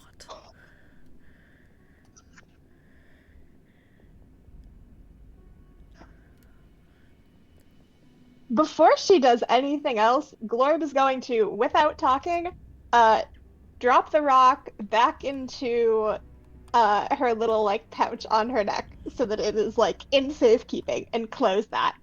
And then she will look at the old man.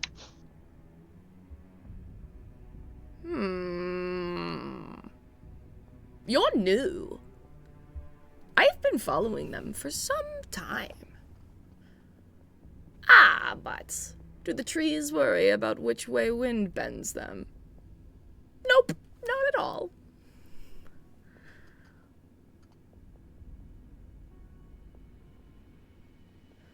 May I Can ask? I do a religion check to remember? Oh yeah. Can I? Which gods are the Spider Queen's siblings? I know that she has a lot of brothers. I'm trying to think who are her brothers. Yes. Go ahead and roll a religion check. Okay. 15. 15. Give me a second.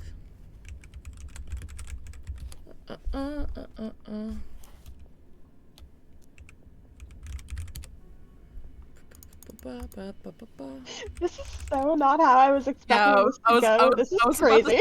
I was about to say, you just wanted to talk to her, right? Yeah. Hey, same thing happened to Cecilia, and then she got a concussion.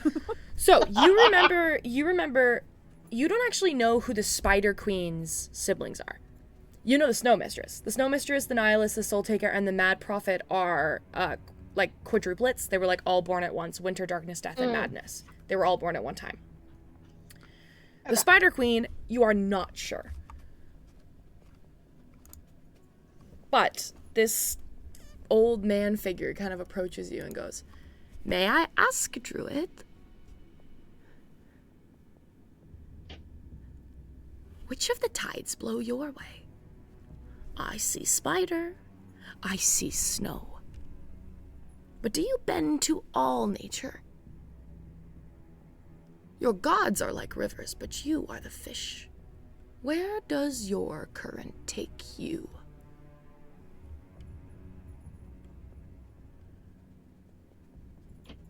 North, usually. Winter.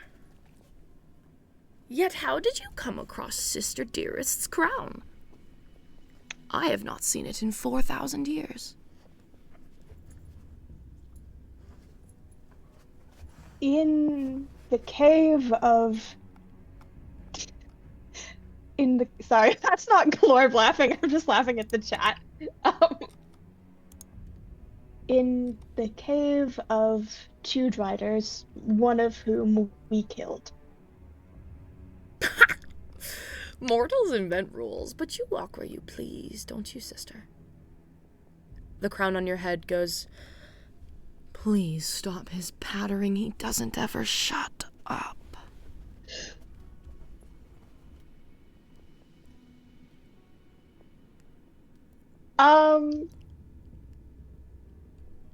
Sir, can I ask your name?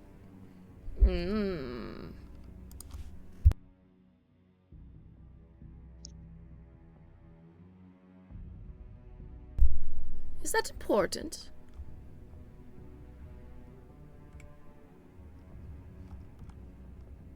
Not necessarily.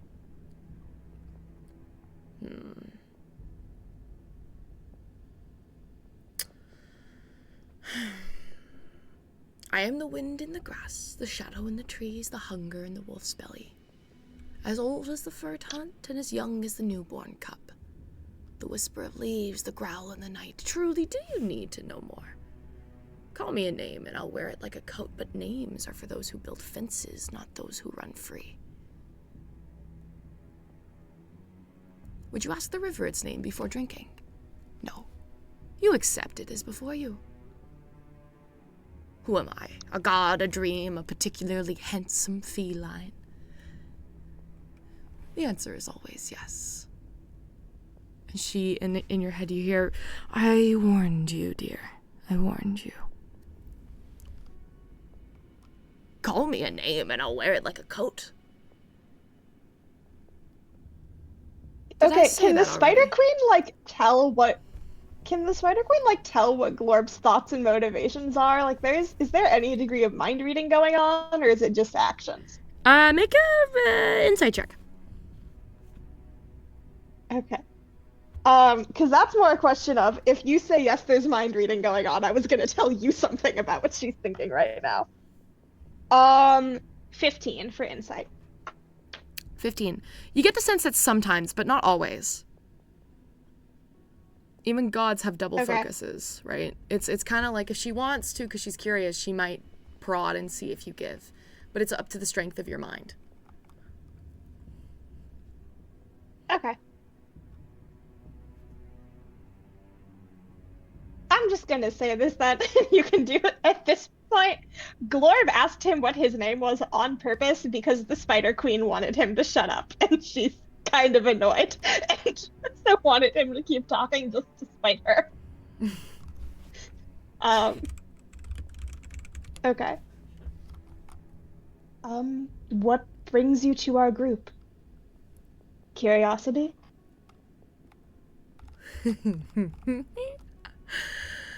Curiosity. One god, two gods, 10. Mortals leave out milk for us all. My priorities are set. I care little for what banner everyone prays under, so long as the door remains open for the wilds.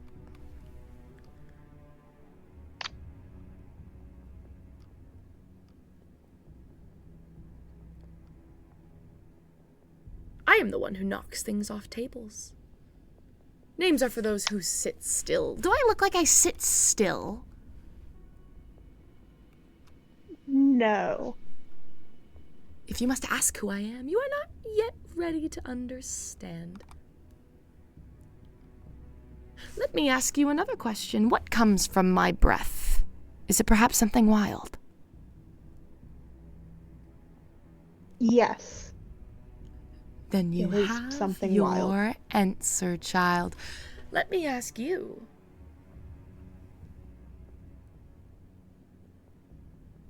Sometimes they call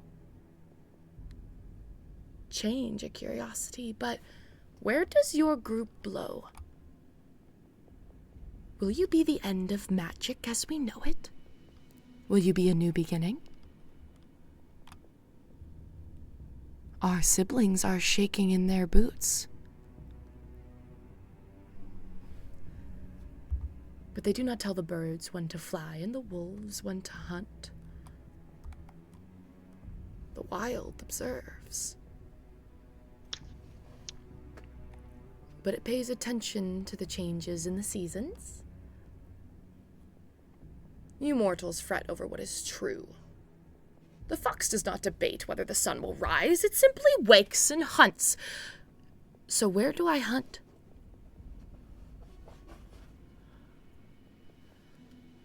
Here, right now? No. A new season. Summer rises. In your head you hear, "Why are you still letting him talk, dear? Why?"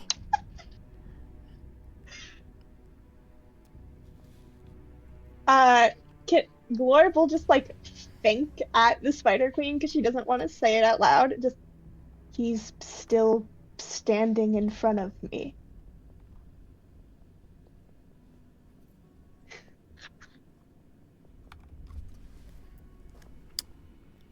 The old man steps forward. He kind of looks at you, looks down, looks at the crown, looks back towards the tent of people. Who amongst your troop is most open to change? I would take them under my wing. I have my suspicions. But many have laid claim to your troop. You, though, seem the most open to my siblings. You have two in your hand. Well, one in the hand, one on the head, as they say.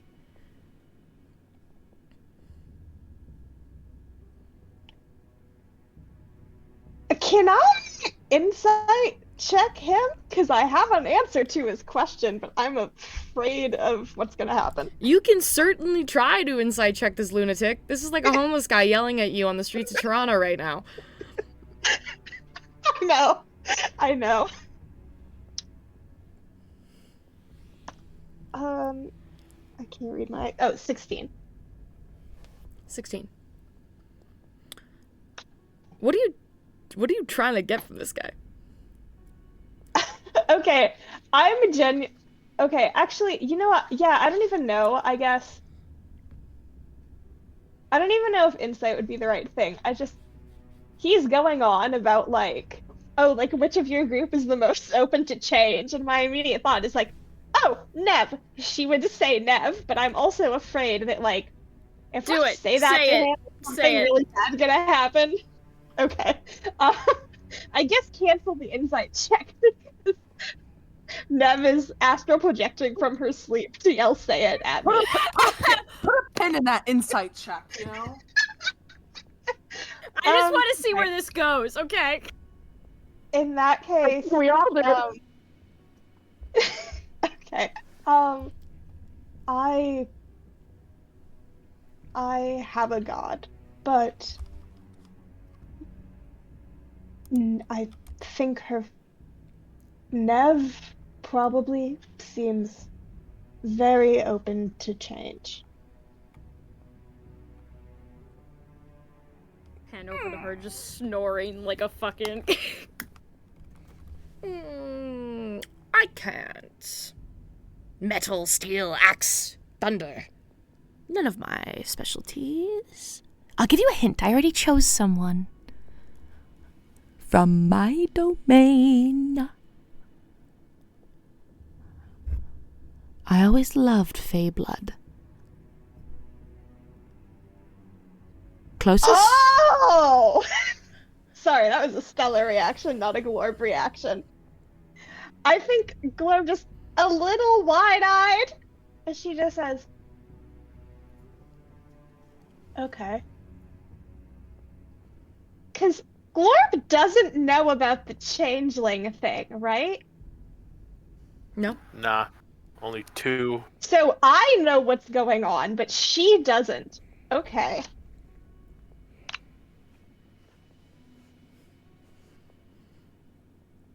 He's so kind. He's so gentle. He's so wild. He's so...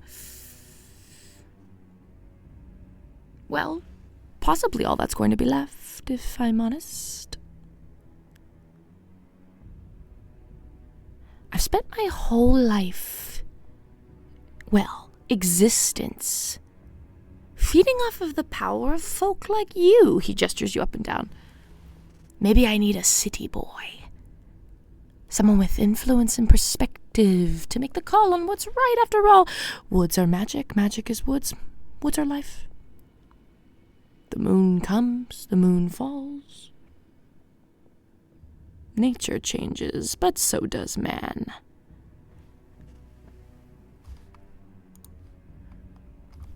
Do you know who I am yet? A god, a ghost, a very charming feline. I have many talents. And while a bird does not need to know the wind's name to ride it, do you name the storm before it arrives or after it passes? I know who you are, yes. Are you telling the truth? Oh yeah, I guess actually that's the question. I have been seeing the chat out of the corner of my eye, and I think I know which god this is. Do I need to do like a religion check for Glorb to know that? I will let you make a religion check, and then I will let you apply your knowledge and Glorb's knowledge together to make a guess. Okay. 14. 14. Okay, what is your guess? Okay, I'm forgetting his name now, but the scattered god that has like the green something in his name. I'd have to check what he. Oh, the Green King. The Green King. It is not the Green King. Wait, no. Never mind. That's not the thing that I meant to say. Sorry. I will give you a hint. He said his name. Yeah, hold on. Sorry, I meant to say the name of a scattered god, and then I didn't. I have to... Oh, Sylvanas? The Wild Breath one? Yes. So the second the name, the Okay. Wild Breath, even begins to creep on your mind, you hear, some call me the wild breath, others call me trouble. Both are right. You've seen Little Druid, the nature of Antinothene. Do you think the rest of my siblings have been idle? How powerful is this, do you think? Do you think it has the power to stop magic? All magic?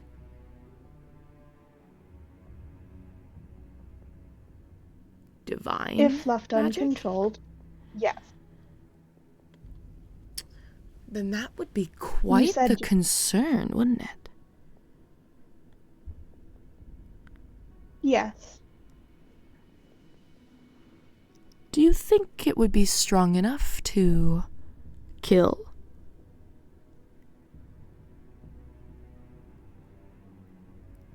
A god.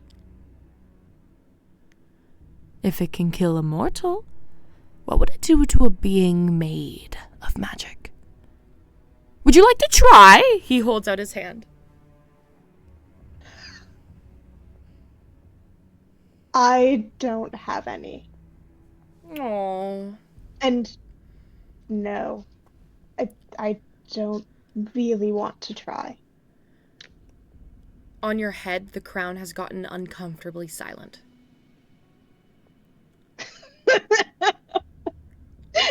Okay.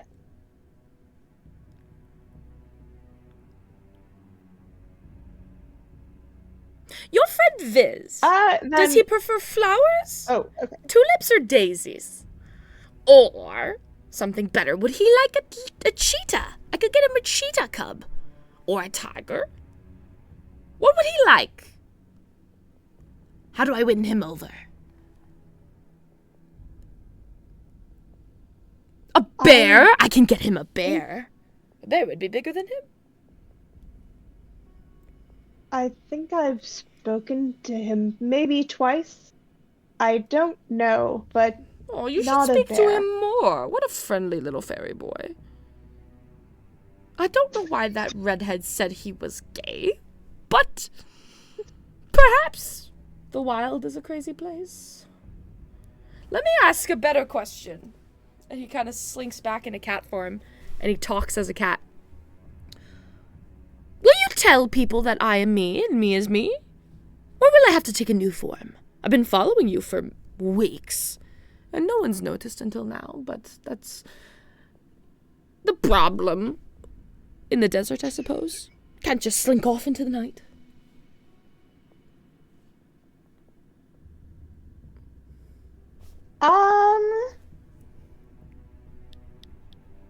Gleb's gonna think for a minute and then say, if it's more convenient for you, I cannot tell them. That would be wonderful. I'll come back as something better. By the way, my daughter is chasing you. Just be prepared. She has your scent. So I would move with speed and efficiency into the next town. One other thing. The sibling, the little, face ripped off one. You're being stalked. It's always good to let the prey know that they're actually the hunted. Don't you think?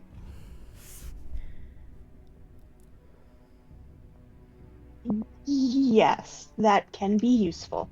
Then you're very lucky that my sister has extended divine protection upon you. And my cousin, and my other cousin, and my brother-in-law.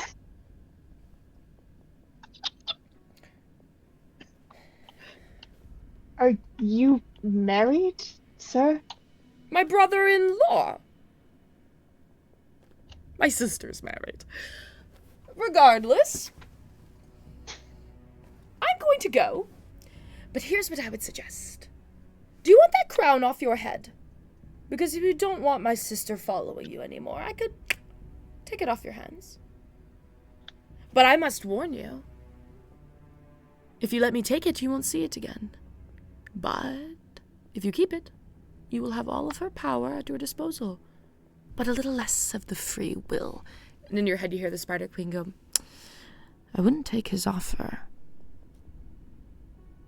You've seen what my crown can do. And if you give it to him, it'll be lost for another century. But it's your decision. You've got a lot on your plate already, Glorb. And I don't see it lightening it up anytime soon.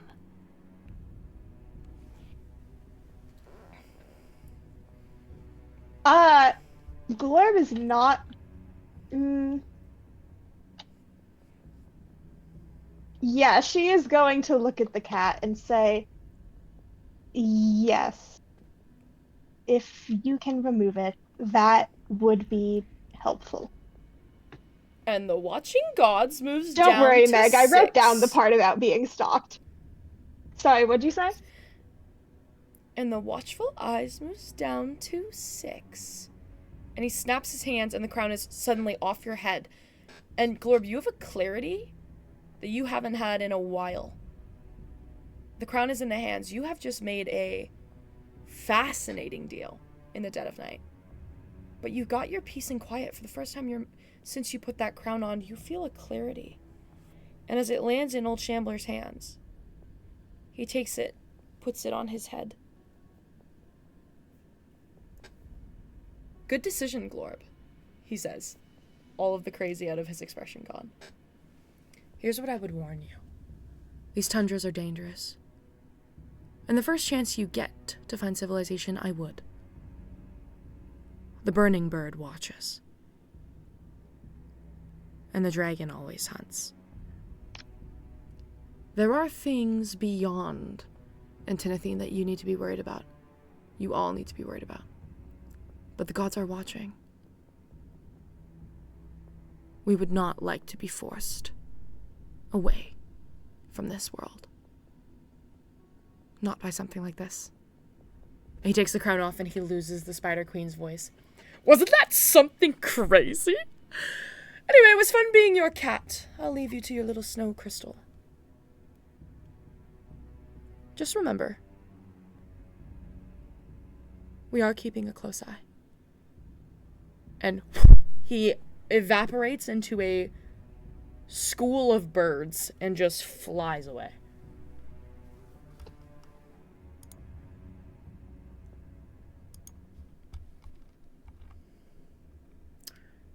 And you are finally left alone with your thoughts. Wow! Damn! And I think we'll take a quick break, guys. I think we'll take a quick break there. Shut that fucking shit off right now. What the fuck just happened? That was crazy. Dog, that was crazy. Don't worry, I wrote down like half the things he said. There are so many things we need to address. That was crazy. Congratulations, Evan. You've got 3 people coming after you. That's crazy. Alright, just looks at Cecilia. I don't think we can compete with that. No, yeah, I was about to be like, I don't think we can compete with old Shambler, Yeah, unfortunately. that guy has too much riz. Yeah, too much riz. That guy's got a lot of riz. That guy's a sugar daddy, man. I don't know what we can do about that. I can't get access to a cheetah. Okay, important question. If Cecilia could, would she? Yes. Okay. Old Shambler Also, we just could shows just up have with it a litter of be fucking cool. tiger puppies. Here you go. Oh my god. Oh my This is god. crazy, dog.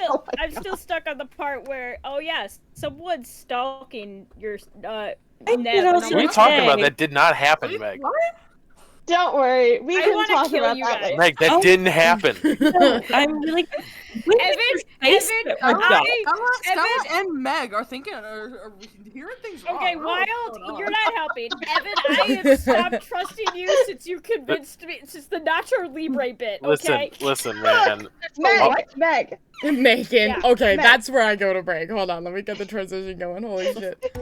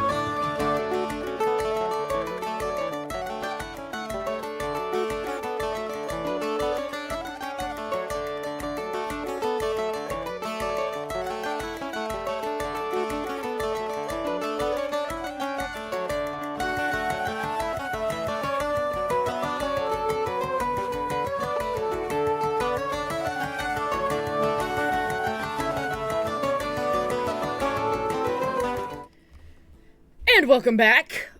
All right, so we resume. Glorb, you're now alone. No crown, no old shambler, just your druidic focus. Okay. I'm gonna, like, take one last look back at the dome and make sure I don't hear anyone moving around, that, like, that whole ruckus didn't wake everyone up. It did not. It did not. It was almost like it never happened at all. Okay. Then I'm gonna check if I'm still bleeding on the forehead from the spikes. You are not. In fact, there's no blood on your face at all. Okay. Please remove the Crown of the Underdark from your inventory. Yes. It is gone. Yeah, forever. I'm doing that as we I just fucking realized I have to redraw her fucking headshot. Fuck! Oh, I'm so sorry. Okay. Alright. After all that, she's gonna take another few minutes to just sit. And just collect herself. And then, take a look around again and, like, take the little stone, like, back out of the little pouch around her neck. And kind of, like, turn it over in her hand and look at it for a minute.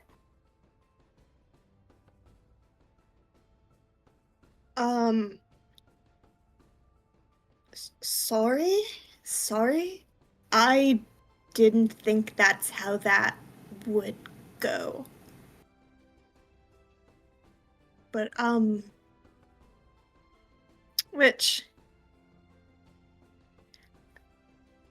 Y'all have been traveling with Glorb. I know none of y'all can see this, but, like, Glorb, I don't... Like, it's not a secret that she's, like, kind of religious, but, like, she doesn't pray. Like, I don't think she's ever said the name of the goddess she worships out loud around y'all. Like, she doesn't... She has to do her, like, you know, druid stuff in the morning for her spells, but she doesn't pray. She doesn't, like, ever talk to or about the god that she is associated with. This is not something she does. But after the, like, stilted apology, she kind of, like, turns the rock over in her hand again.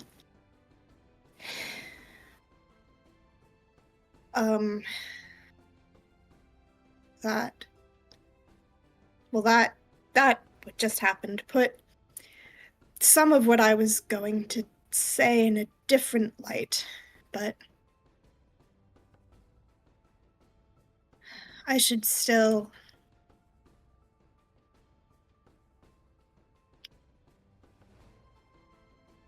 We went to the city. I went to the city with the people that I'm with. There was this awful temple there. I think it was supposed to be for you, but it was this cutesy little log cabin that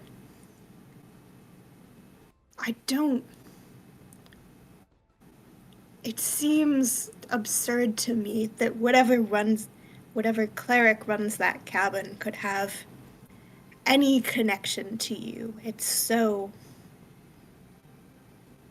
inane and nothing. But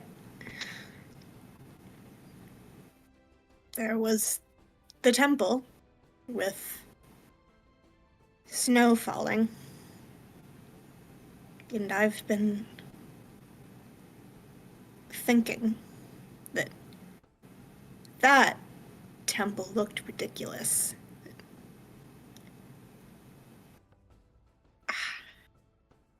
How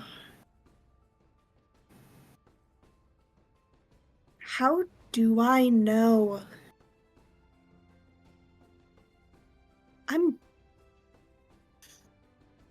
If whatever clerics run that temple exist, how do I know that ours are any more correct? What if all of the rules and the rituals and the everything are just 200 years of a cute little log cabin in a city? What if I don't know what to do? I don't know. What if the clerics up north are, what if the clerics in Katak are wrong about everything? It's all useless. And she just kind of sits for a minute and keeps, like, turning over the stone in her hand.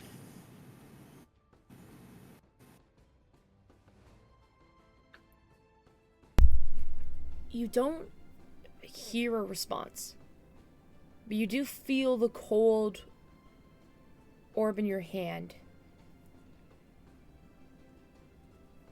And you remember a teaching.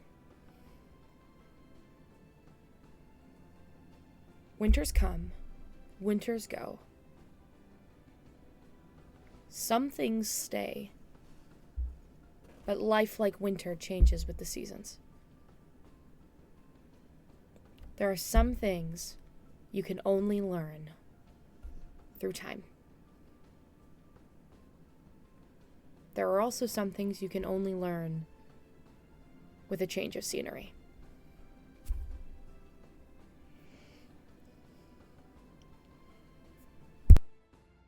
Okay. Out of curiosity, when you say a teaching, is this like a Frost teaching or is this a Kyphris teaching? It's a little bit of both, Like, but is changes depends on who is saying it and in what context. okay.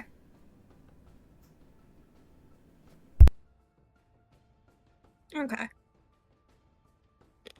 Because I think she'll probably just, like, sit for a while longer, like, with the stone in her hand. And, like, once it starts getting close to the end of her watch, she'll, like, tuck it back away in the pouch, put the pouch back under her coat, and, like, head back into the dome.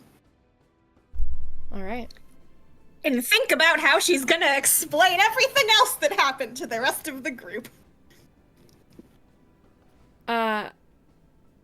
Night goes on, and your sleep is otherwise undisturbed.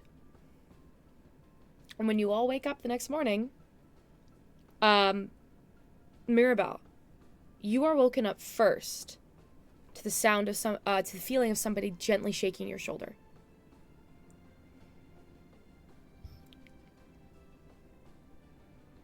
Who do I see when she wakes up?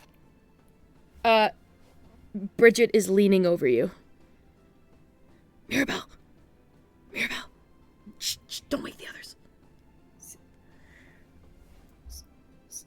See, what is it, Lady Bridget? Who does that stone go to?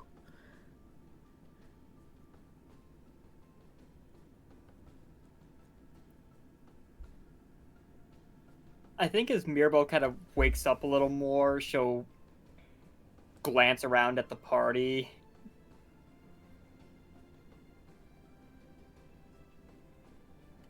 Would you prefer to discuss this where we don't risk waking any of them up? No, that's why I'm asking you quietly. Who has the stone?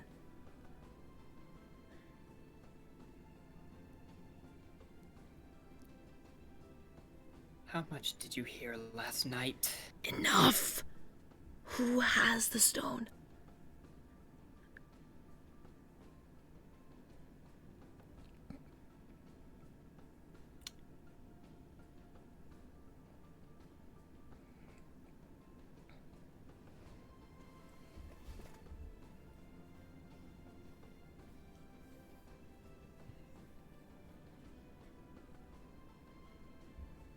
Mirabelle. There are two ways I could There are two ways I could answer this.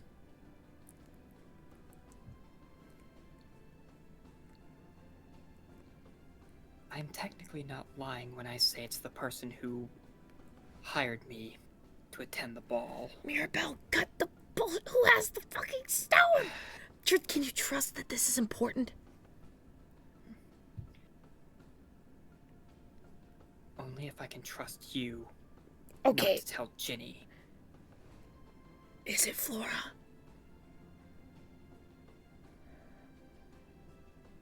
Mirabelle just nods. I was gonna ask you not to tell Ginny.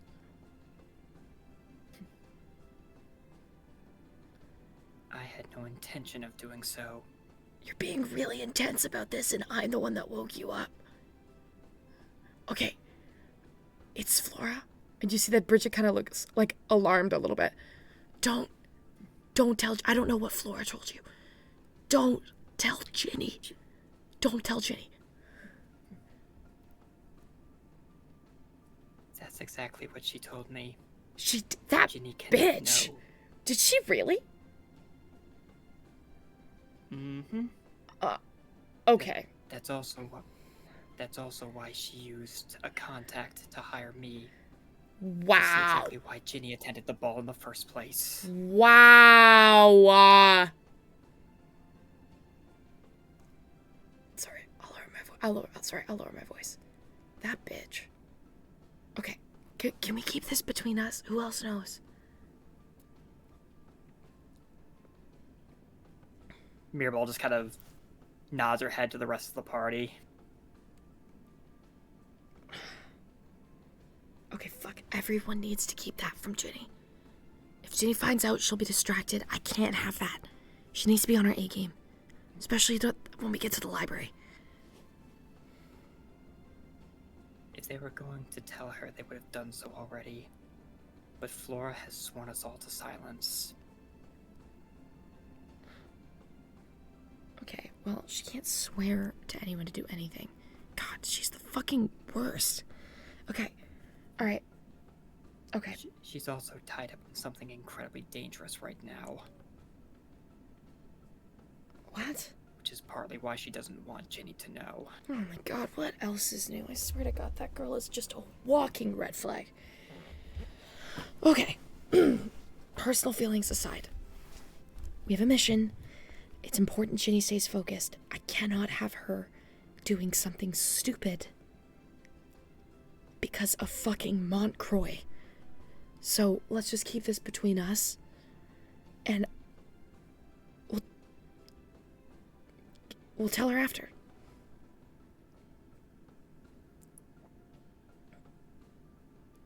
I think Flora would prefer if Ginny didn't know, period. But you can rest assured I can keep a secret. Wait, what? Were you not going to tell her at all?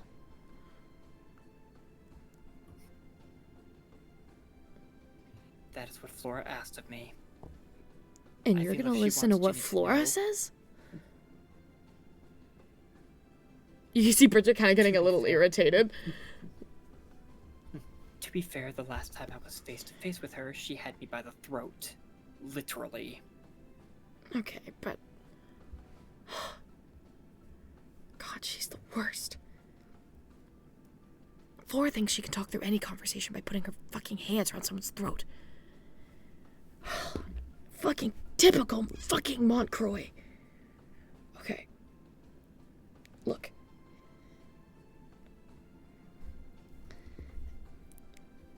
The bitch-ass Huntress of the East is a fucking problem. We'll deal with her later. Don't reach out to her. Please. If Ginny finds that stone... She's never been sensible around Flora, ever. I'm not gonna count on her doing it now. I don't plan on letting that stone out of my sight. Unless it is to give it back to the person it originally belonged to. Alright. Thanks, Meryl. And don't listen to what Flora says. If you want to do something, do it.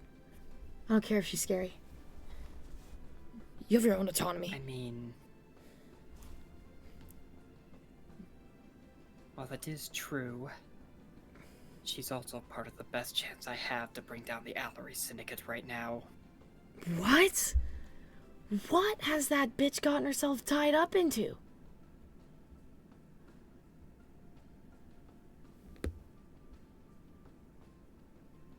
Probably for the best if you don't know any further. Mirabelle, she like kind of grabs your shoulder. Tell me.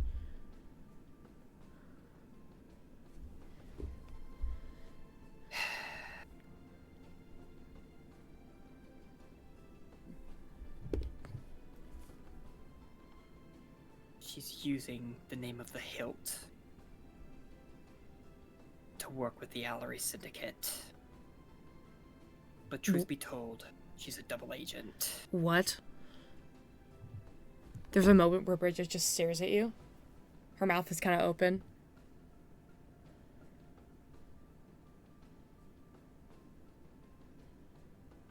You're joking.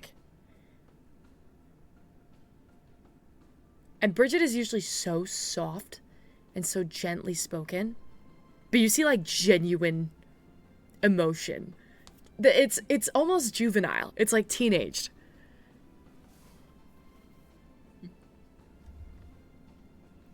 I wish I was joking, but I saw it with my own eyes. It was in their hideout before it got shunted away, where she happened to grab me by the throat.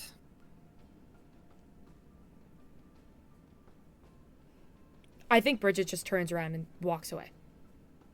She walks away.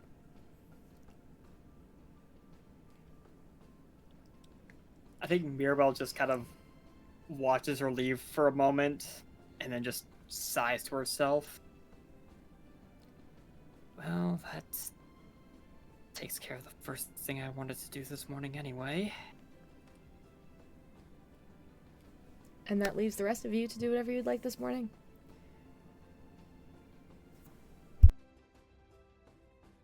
Okay. While we're all like, is there anything anyone else wants to do before we're all like awake and packing?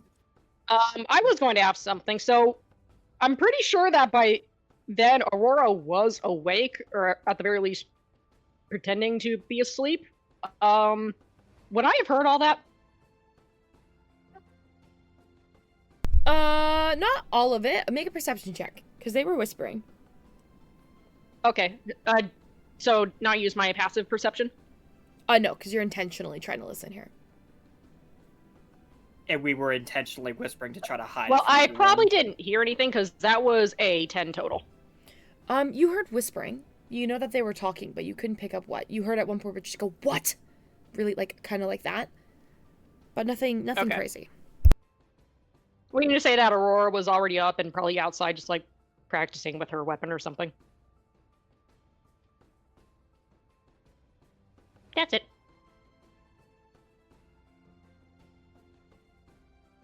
Okay. What is everyone else? Is there any conversations that anybody needs to be having before they get back on the horse, literally? Not a conversation, but just a heads up. I am casting Mage Armor.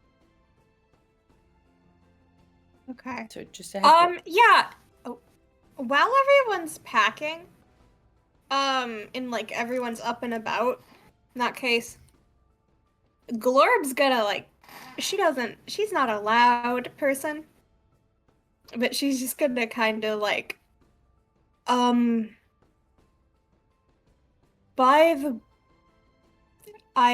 just kind of to no one in particular stuttering, and I saw something happen during my watch last night that you should probably know. You're saying this to all of us, or just, like... Yeah, just kind of like... Yes, I don't know general why. you. I don't know why, but like when you mentioned the stuttering, all I can imagine is you were trying to say it and no one heard you at first, and then you said something about watching what everyone looks. No, Orb's just uncomfortable making an announcement. Please tell me she's doing the touching her fingers together. Oh Christ, no. She is the like awkward perfectly Just still, standing hands in at her the side. middle of the room. Yeah, she's like the awkward standing emoji, kind of shy.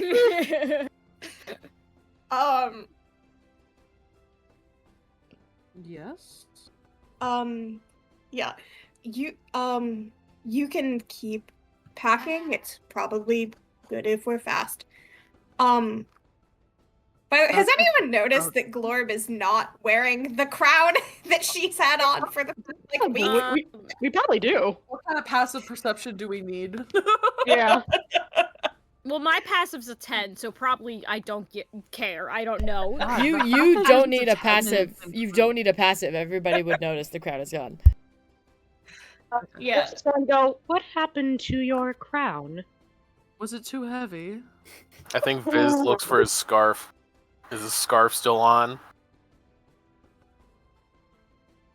Yes, it is. Scarf? All right. He's like, oh, it's just you then. Thank God. So, long story short, I tried to take the crown off temporarily. She didn't like that. And in the process, I found out that we are being watched by another god. Another?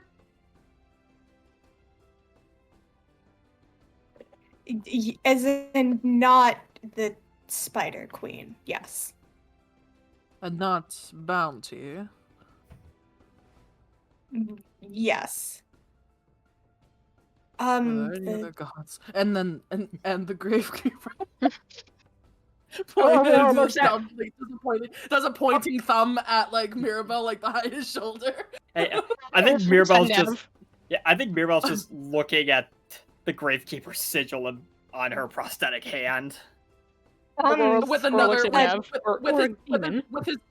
with his other hand does another thumb point back at Ginny or Aphrodite. None of your gods. Nature one, not mine either. But suffice to say, I no longer have the crown, which is good. I realize I know it was valuable, but also much less reasonable than we thought, and I don't think he's going to give it back to the spiders. So also, he said other things that might be worth knowing. Warned us about, and she does like hand quotes, like the burning bird and the dragon, and suggested that we should move quickly. Also, Nev, he told me something. She'll kind of like awkwardly lean down and say quietly, like, he said you're being stalked? Evan's like, you can see the gears in Nev's head turning. She's like trying to figure out, like, who did I piss off this time? Did he say by who? You, like, whisper? She was trying to be quiet. She's like, did he say who? Did he give a description, height, race, Who what? No.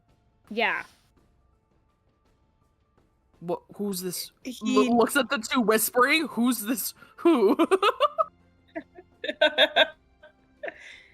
I don't know any details.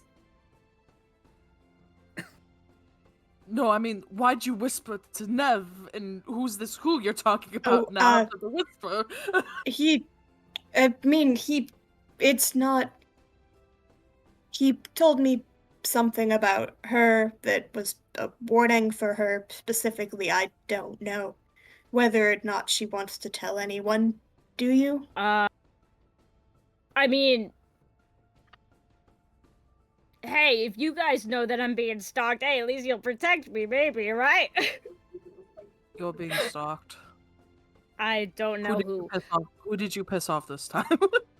Okay, Viz look. puts his head in his hands. Is like, no. Look, okay. Well, like, here's no the thing. question. The whole crowd, no surprise. What's the severity of it? I mean, if it's someone who I pissed off from the pawn shop, that was like months ago. Pawn shop? What do you mean? Months? Wait. I work at a pawn shop. I Aurora- don't think this Aurora has ever just come up blinked. in conversation. Oh, I thought you meant like while we were traveling. I No. don't give a fuck if it's not when we were traveling. No, well, if a god told you, it's got to be something much more important. You worked in Anyway. retail? Unfortunately. Oh my god. Anyway, he You don't strike me as warned retail us. material. Oh, believe me, I'm really warned- good at barking at people. He warned us we should be fast because of the, again, bird and dragon, burning bird and dragon. Also suggested that some of the gods are concerned about Antinophene. Confirms, so another reason to move quickly. The gods Quick are checks. concerned. Can I do a would this be like a history, like to see, okay, who could be stalking me? Um, You who pull out a could list be of stalking of you? everyone you Look, Nev has pissed off a lot of people, whether that be intentionally or you know, unintentionally. you know what's crazy is that I feel like you shouldn't make this a tip. I feel like your brother should. Your brother feel like you know more. That is a fair point. Yeah. I will say, here's what I will say. No I feel check like needed. I feel like Viz keeps track of that better No than check Joe. needed. Okay. No check needed. Oh. It could be a large number of people. Including but also not including like the cops or like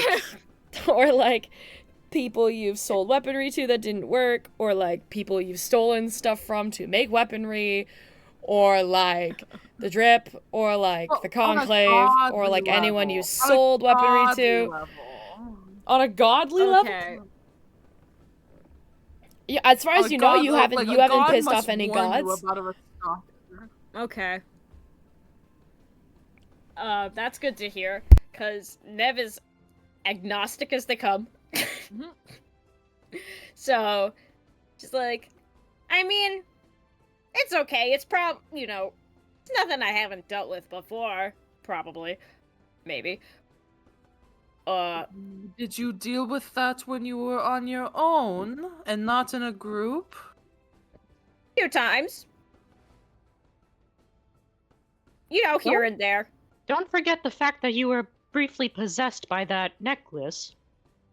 Oh yeah, that was stupid. Shouldn't have been a fucking blood test for that. That was dumb. So we're being chased Anyways. by a lot of things. That doesn't sound Yes. new. Hey, we just gotta be alert. Anyways, as she just gets back to packing. Glorb, who is he?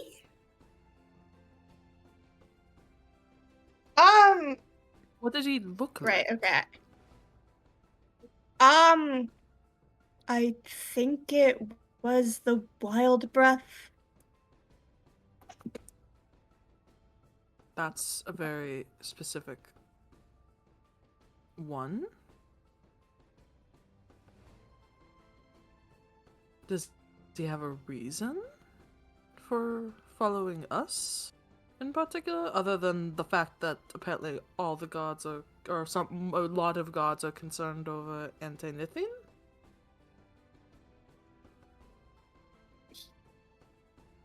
He said a lot of things, and a lot of it did not make sense.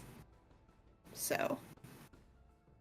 Can I insight that?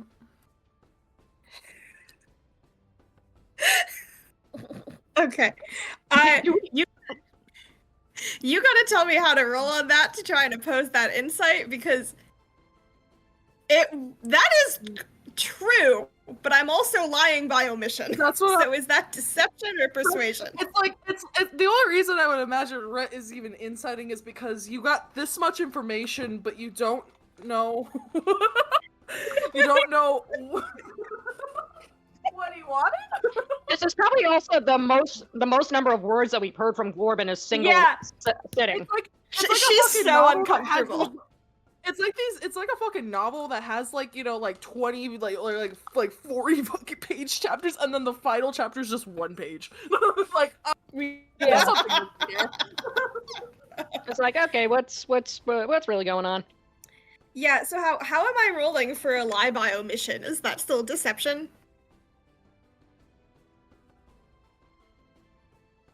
Shax? Looks at DM, looks at God, looks at I was Sky. muted. I said, can you say that one more time? Basically, Red asked me, like, why is he watching us? What does he want? Like, the wild breath? And I was basically like, I don't know, he said a lot of things, and a lot of it did not make sense. Which is true, but it's also a lie by omission. So is that still deception? I mean, you said a lot of things, but like, I think a lot of it made sense by the end. I'd say it's either persuasion or deception, because you're lying by omission, kinda, but also it was a little vague. So I'd give it to whatever stat is higher. Use that one. Okay. You know what? My deception and persuasion are the same, and they're both bad. Okay, fair enough. So go ahead and roll. I got it too. You I get the rolled a sense 3 and I have -1. You get the sense that Glorb's a little bamboozled by the whole thing. I don't need to tell. Okay. Just bamboozled. You get a Just sense doesn't that know what Glorb's to a do with little this like, information. yeah, Glorb's still kind of processing everything that happened, but doesn't seem to have malicious intent. She warned you. If I roll, yeah. I rolled it as deception in my head, so I don't know if that affects. Well, if you... It seems like this is fresh, because it happened last night. Did you sleep last night after that? I had the middle watch. I slept before and after. Okay, but you didn't... Okay, then... You answered that very literally, and I was asking a sarcastic question, like, did you sleep a wink after that? I love that it glossed over Glorb, just like, okay. Well, since we're on the topic of, you know, talking about what we were doing last night, since a lot of you stayed up pretty late, chit-chatting, Viz and I called Sketch. Turns out Ayla is behind Antinothene, and Sketch might need our help, back in where the Shex, throw me a bone here. Where the fuck is Sketch? What was that metal noise? Did you just drop coins? You just turn into metal for a second, like crack your metal leg, and it's like, where is it? You dropped your tool bag and started throwing shit out to pull out a map or something? Meg briefly turned into Claymore is what happened. No, what are you talking? This is also. I'm just sorry. I dropped something, and I'm like, hey, it's fine. Nev is like talking as she's packing. So, Sketch is in where the Silverborn. Silverborn. So even though she said, "Oh, I don't need your help," now going back on and saying, "I might need your help." So just throwing that out there. Aurora looks at Nev. What do you mean Ayla was behind Antinothene? And what do you mean Sketch might need help? I wish I fucking knew. It wasn't urgent, if that's what you're asking. But, and then Nev is going to kind of like pull out her, thunder cannon, not in a malicious way, and kind of show the inner capsule of it. And she's like, it's kind of hard to see, but it's the same, my cannon's made with the same infusions that Antinothene is. Aurora's staring at the thunder cannon, then looks at you. When did you build this? like this has been this has been a project for like a little bit, past 10 years or so. It took me a while to figure it out. 10 years? Oh yeah. This baby's been in the work in progress stage for a bit. You looks at Aurora. First created this 10 years ago? No, I didn't create it 10 years ago. I just started building it 10 years. It existed before that, and then I, was able to, like, get some blueprints. I was able to, work some things around. Where'd you get the What blueprints? do you mean? Well, this isn't made with Intinithine, if that's what you're wondering. And you see, like, it doesn't even glow the same color. You said the concept was the same, though. When did you first create the concept or the blueprints? And create the blueprints. Where did you find the blueprints? Nev looks uncomfortable. Aurora is staring at you, Nev. Red does not. Her one eye is locked onto you. Red does not realize this from Aurora because he's never expected that from Aurora. He's just kind of like, well, you started the conversation, Nev. You might as well tell us where you got the blueprints from. The place I'm just gonna say one other thing. Red, if you were to look at Aurora, you're gonna see her tail, which is always kind of moving just a little bit, is still.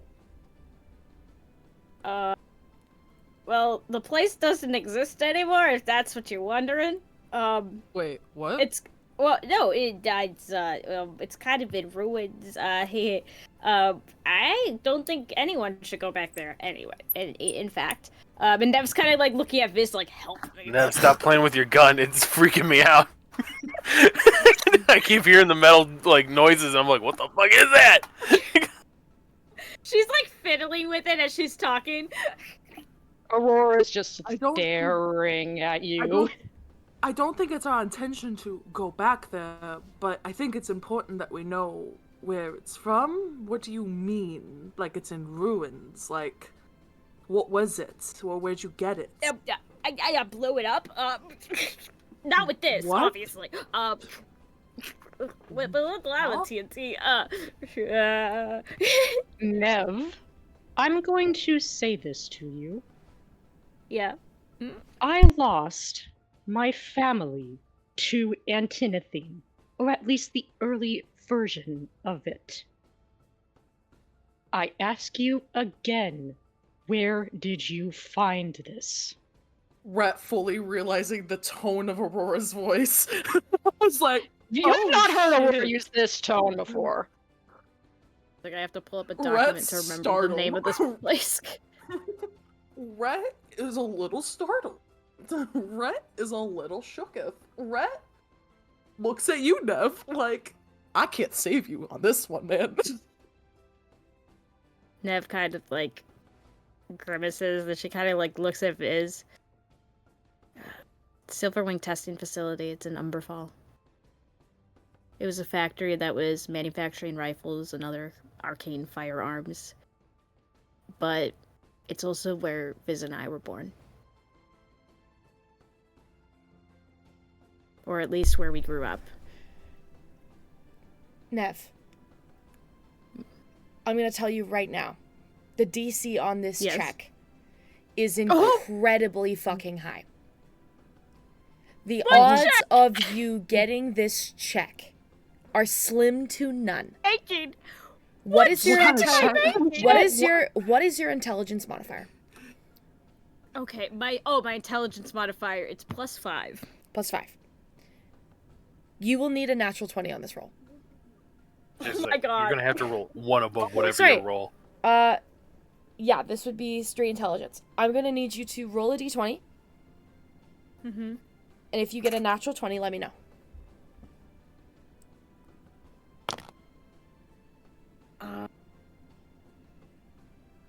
Rolled an 18 +5. Never mind. Continue your conversation. Flashes Crazy. of the night and the explosion come back to you. Faces of people in lab coats and people chasing you, and that night was just like horrific experience after horrific experience, and so much chaos, and it's disorienting for a moment.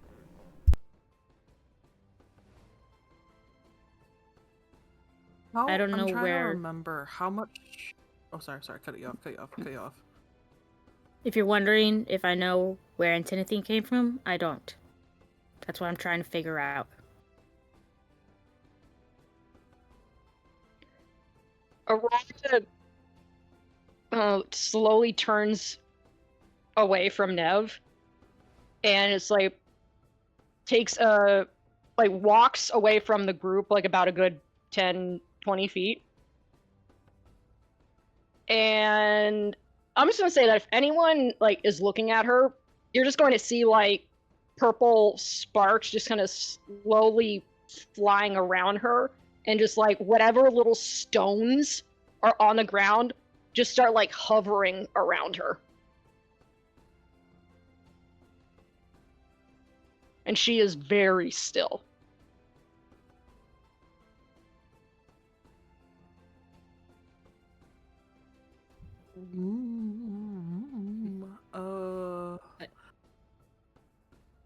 I think after watching Aurora storm off, I think Mirabelle will actually turn to Glorb. You said something about the gods and Antinethine, correct?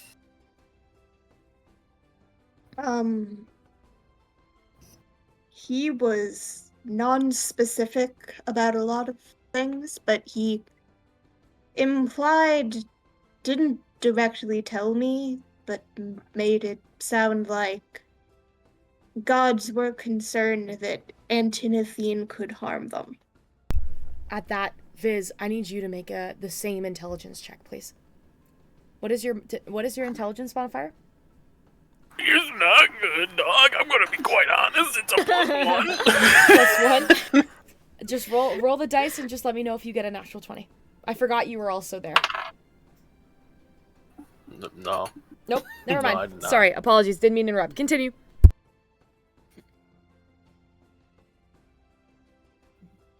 I think at hearing Glorb relay that, Mirabelle looks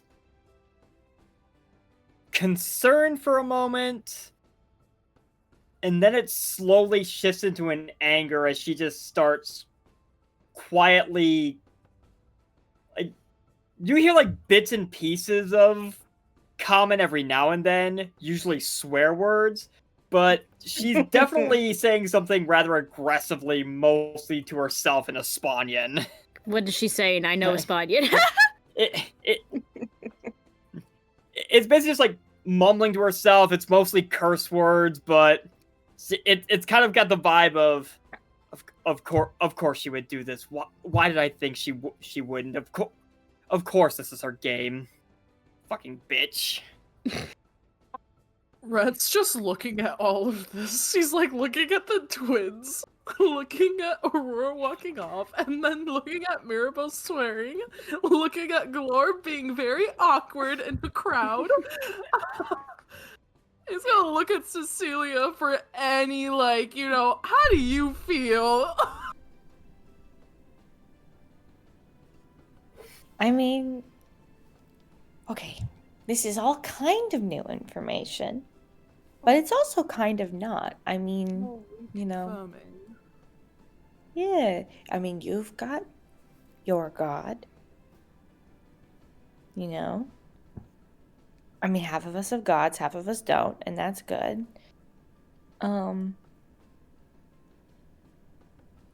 At this moment in time, Jenny rounds the corner with a plate. I made pancakes. Is this a bad time? Is this a bad time? How did you make pancakes? I had pancake mix in my bag. So. And you're just bringing it out? No, I made a plate. They're strawberry. Well, strawberry preserves. Is it a bad time? Everybody looks a little Jenny. tense and upset. Yeah, you gotta roll off Yeah. in the corner like everyone else is just like standing around awkwardly. Nev is holding her gun. Which Nev's always holding her gun. Nev's always holding her gun.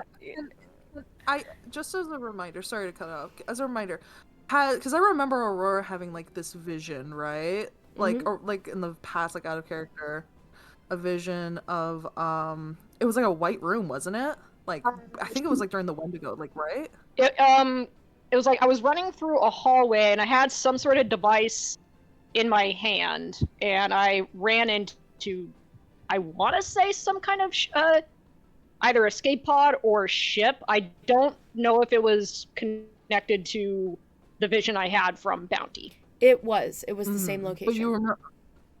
It was the same location. Okay. Same location. It was like a white room, wasn't it? Did you just say? Did you ever say that to anyone? The escape pod was white on the inside. Oh, okay. Escape pod was white on the inside. Because Aurora only shared the first vision, the one that you're talking about. She only shared that with Rhett. Everyone else obviously saw the whole Titanic scene. And then we saw Nev's vision, and it was very crazy. It was very, very like the moment of last bit. You it all was very, saw very wacky, Nev's but it was vision? also- You all saw Nev's vision. I totally forgot that. Yeah. I totally forgot you all saw it. yeah. I Or she need was everybody. I need everybody to make an intelligence. I need everybody to make this check. I Can I make it totally again? forgot that you guys saw the Does the explosion. Nev roll again? I'm glad I brought it up. Oh my god, Can I I make it totally again? forgot. Yeah, because you saw a different vision. This is 2 visions. Everybody needs to make a check. Somebody needs to tell me if they roll a nat 20. I got a 19. So no. Which dice do I use? Nope. Which dice do I use? Close Please but be no. good to me. Please be good to me. I got it. got a nat Viz 20. got it. Viz and Cecilia got it. I got 20. I Got got that 20. 20. What the fuck? How did 3 people get a nat Yes. 20? I switched I didn't get Okay. one. I Okay. switched away from my metal one. Okay, I here's used what I'll do. 4 dice. Here's I what I'll used do. 4 dice. I'm gonna give each of you something different, okay? But I'm gonna give Viz his first. Aw. I'm Okay. so sad. So Rhett, Cecilia, and Viz. Let's start with Cecilia. Cecilia, you have an impeccable memory. Something about that vision had bothered you. I mean, besides all of it. It was all fucking crazy. But something about that vision in particular bothered you. You know that feeling when you're in a dream and you can just recognize somebody's face, but you can't place how you've seen them before?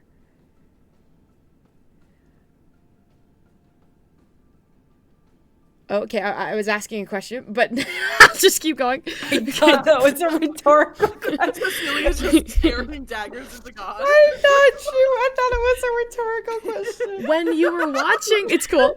When you were watching Nev's vision, there was something about, there was like a scientist there, and you remember the one scientist, but there were like other people in lab coats, and you have a very keen memory. Like, it's blurry for Nev, because like it was her traumatic experience, but you had kind of an objective view. And there was one individual in a lab coat. It was a gentleman. And he had a very stern expression and very tight eyebrows and a very clenched jaw. And he looked familiar. You can't place how, but he just looked familiar, but like slightly wrong. Rhett, you have a similar thing. But for you, it was a woman. Kind of similar in appearance, but you were like, oh, I don't recognize the name. You like looked at the little lab coat button and you saw like a last name. And you kind of just go, oh, that's weird. Like you kind of just think on it to yourself for a second. You don't Viz. get the last name? Okay, I'll give it to you in a fine. second. I'll give it to you in a second. Viz. In all this talk of Antinethine for weeks, every time somebody mentions Antinethine, all you've been able to think about is the letter that Anno had. And the look on his face. When all of this started.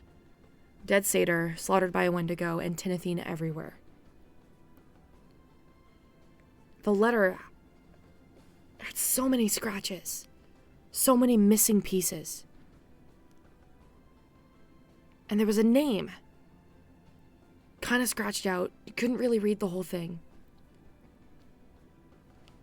And while Cecilia is thinking about this vision, while Nev is talking about this explosion, and while Rhett is thinking about this name on this tag, Rhett, I think in that moment, as you're kind of just trying to recall it, you just go like, Olsen, out loud. Dr. Olsen. And Viz, it hits you all at once. The letter had talked about somebody from the Brass Wrench working on a project.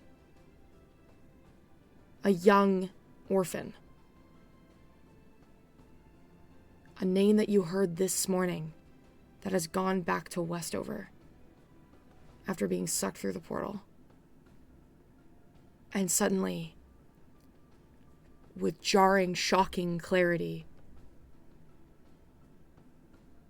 you recognize the common thread. A young tinkerer, impeccably talented for her age, not unlike Nev at all. Maybe not unlike Nev all that much. Because maybe what draws the two of them together is an explosion that happened a decade ago. And maybe you get the connection on how both brains were able to create Antinethine from the ruins of what was left.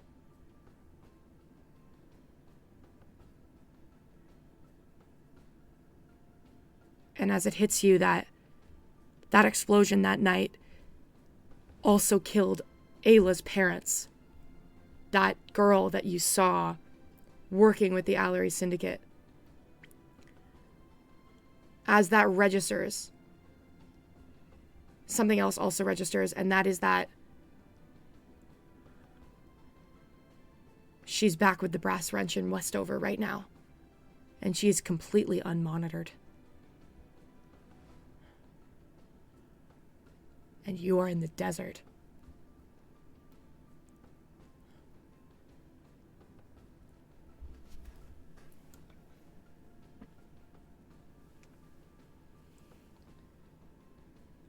And shit.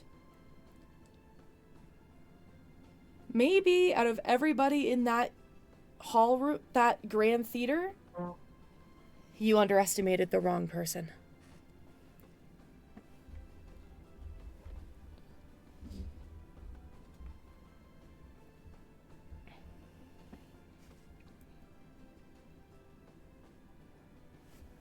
Does anybody say anything when Rhett apparently says Olsen?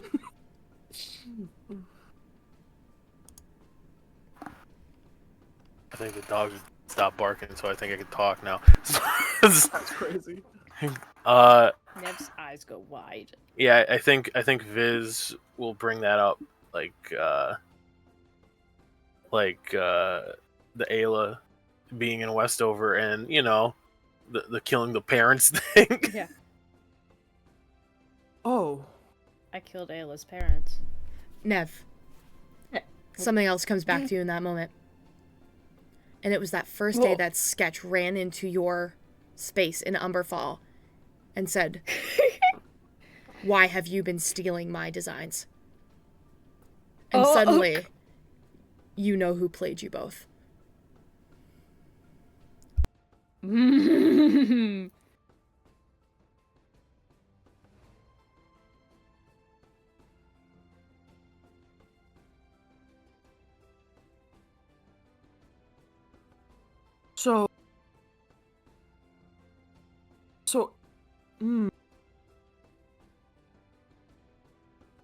And she's in Westover, where the Brass Wrench is.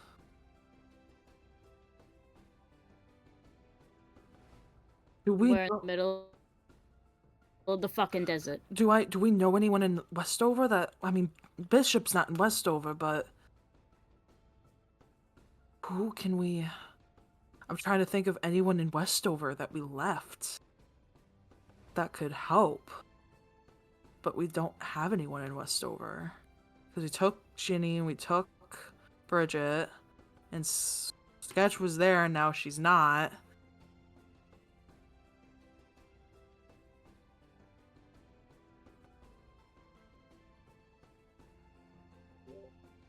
Well, there is that. No, I don't know if we can trust her. The Haragon. Who I'm knows? She's just an saying- Umberfall. Oh, she's an Yeah. Umber. Okay, damn it. I am saying that Alright, out of this character. is That one Right. Aurora. The only person I can think of is Bishop. That could help. Yeah, Bishop's probably the closest one. We've never met them, but I know Sketch's parents. Their mom is on the Tomb of Gold, and their dad is a high-ranking general in Westover. I don't know if letting Sketch know would be any help. We'd also But it's- never met them. So we We've can't- also never met them and don't know their relationship to Sketch. Hmm. Don't know if Alright, they take this Sketch is a- seriously. This is crazy. Ah! This is a real reach, but shucks. So way back when Glorb first got teleported, sent to the desert by Kyphris, there were Kyphris is somewhere on the continent, wherever my letters have been going, and there were other people in the group that we were traveling with. I don't suppose. Did he tell me where they were sending everyone else in our the other two people in our little party that we went south with? And are any of Glorb's associates anywhere near Westover? They would not be. They travel by tree, and they would not have gone to such Fair a large enough. metropolis, unfortunately. Thought not, but I had to check. Biz, are you able to warn Bishop? I think so. I mean, we also got the sending stone. Is it once per day? I can't remember what the fuck It's it once is. per day, but we just slept. Yeah. But we did it at night. I thought it was like a 24-hour it- period. My bad. I thought it was it resets at the end of a long rest. Yeah, I think it's Okay. specifically dawn of a new day. I think that's how Okay. most of them are.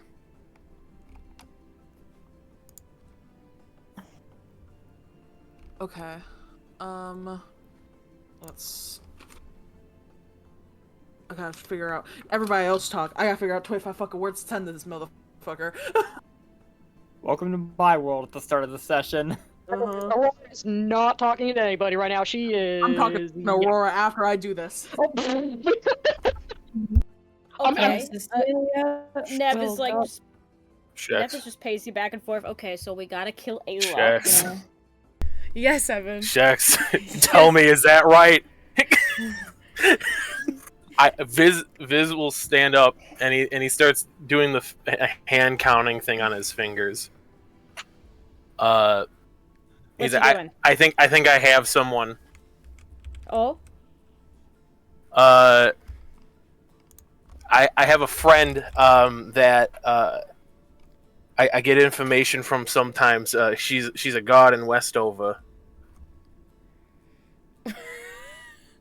Oh, right.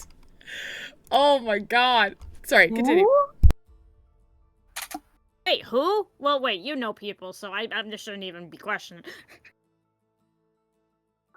He's a guard, yeah.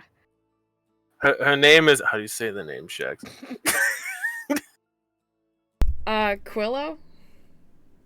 Yeah, Quillo. I don't know how to say that last fucking name too, either, man. Erleor. Erleor. Quillo, that. Quillo, I can't. Areola. Erleor. Shit, man. Shax. Uh-huh. Uh-huh. No, just that name. Uh-huh. Yeah, you do know a guard. You do know a guard. But how should I address this person? Just to clarify. Sorry to cut everybody off. You know, just let them know that there's a possible terrorist attack about to happen. Yeah. No, there's yeah. a bit. There's a bit with this character. No! Oh no! Okay, keep going. Why does none of that surprise me?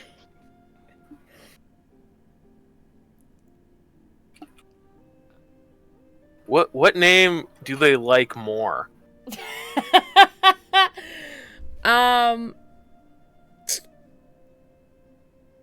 When they're on the job, it's the other name. When they're off duty, it's Quillo. Okay. Would I know based on kind of right now what it would be roughly? Well, but it's the morning, Yeah. so it would be Quillo. Okay. All right. I need time to write this out as well. And we're saying because Ayla's behind it all, right? Behind all of it. That's basically the bit. So what I think happened, this is just, I killed Ayla's parents. Whoopsie daisy. And Ayla sorry. Olsen, right? Yes. So I orphanized her. Wild, I know. And now, and basically she got really fucking smart and good at what she does. Bing, bada boom, and Tinthine. And now we're here. I don't forget how to freaking spell Antinethane. I don't care right now. Has anyone seen Thor: Dark World? No. Okay, well, does anyone know the moment where when Loki's in his cell and he just like closes his fist and you just see everything go flying? I think I know what you're talking about. Yeah. I've seen that movie. I know the vibe. Yeah. Aurora does that and all the little rocks just go everywhere. At what Nev said? Yeah. Hi.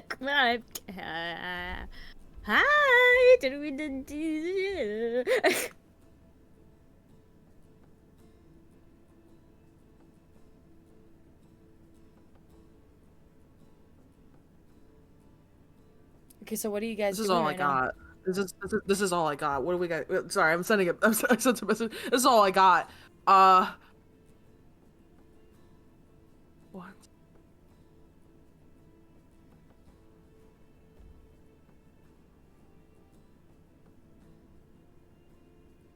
So 3 more words. Is that good? How do we feel? Is there more I need to say? Not sure. Don't think so. I mean, that kind of gets it across. Yeah, I think that says everything we would need to say. Okay. Yeah, Okay. that's pretty straightforward. All right, I'm gonna do that. I'm gonna take the stone out.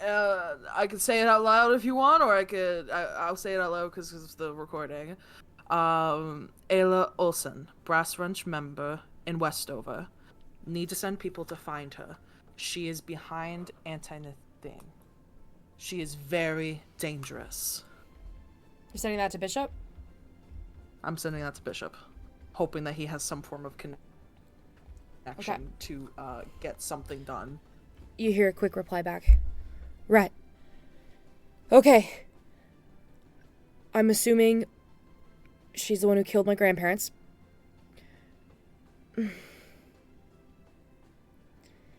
I'll see what I can do. It'll take time to gather resources.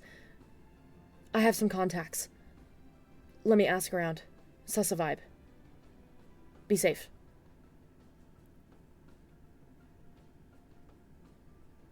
Want to send a stunning thing like contact them now. Don't feel it out. Get someone now. Get a warrant. This is what Viz is thinking. It's written like a J. Jonah Jameson headline. Yeah. Okay, do you want to read it out loud? Yeah. Quillo, it's Viz. Ayla Olsen in the brass wrench is behind the anti-Nithine attacks. She's in Westover now. Very dangerous. Must stop her now. You get a response back. Oh. Whoa. Hey, Viz. No.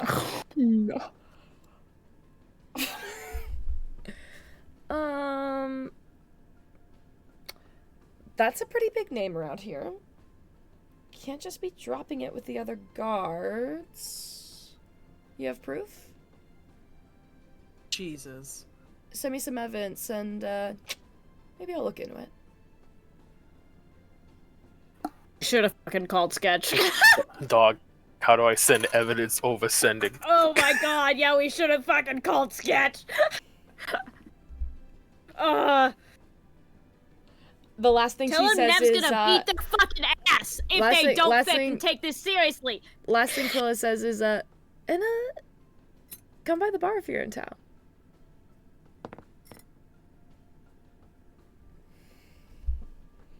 Viz doesn't say that part.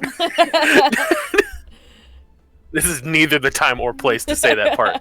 No, actually, I think he would. He would, just unintentionally. What? Huh?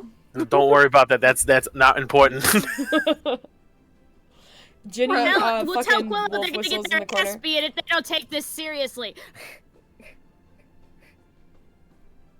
I do Also, have. Rhett relayed what Bishop said.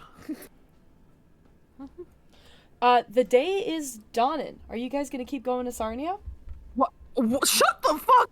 Guys, walking past daylight is a coming. Are you guys Hey, we're chatting ahead. in the fucking horse carriage or what? We are ahead. We are ahead of schedule. You are ahead. We could turn the fuck around if we wanted to. If you want to. We're ahead, but we got a bunch of warnings last night about scary birds and dragons in the desert coming after us. There's so many fucking things. Oh my god. Welcome to there's so many Dungeons and things that can Dragons. happen. I don't know which one to adjust first. We'll hopefully hear back from Bishop. Hopefully he's able to get something done. Doesn't sound like Quillo needs evidence, fucking apparently. Now we just need to decide, do we continue to Sarnia or do we turn back to Westover? Because seems like whatever's about to go down in Westover seems like I don't think the we'll meet in time. Lovers Festival's what if she plans an attack on the Lovers Festival?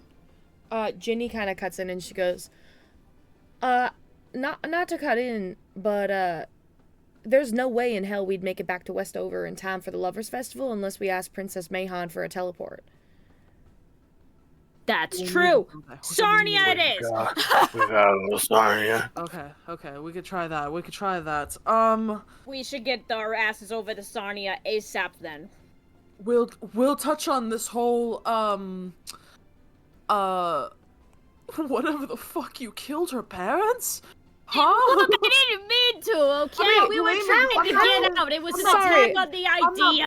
Not to interrupt again, but like, how certain are y'all that she's gonna do something now? That's what I Because would like there's to bring up.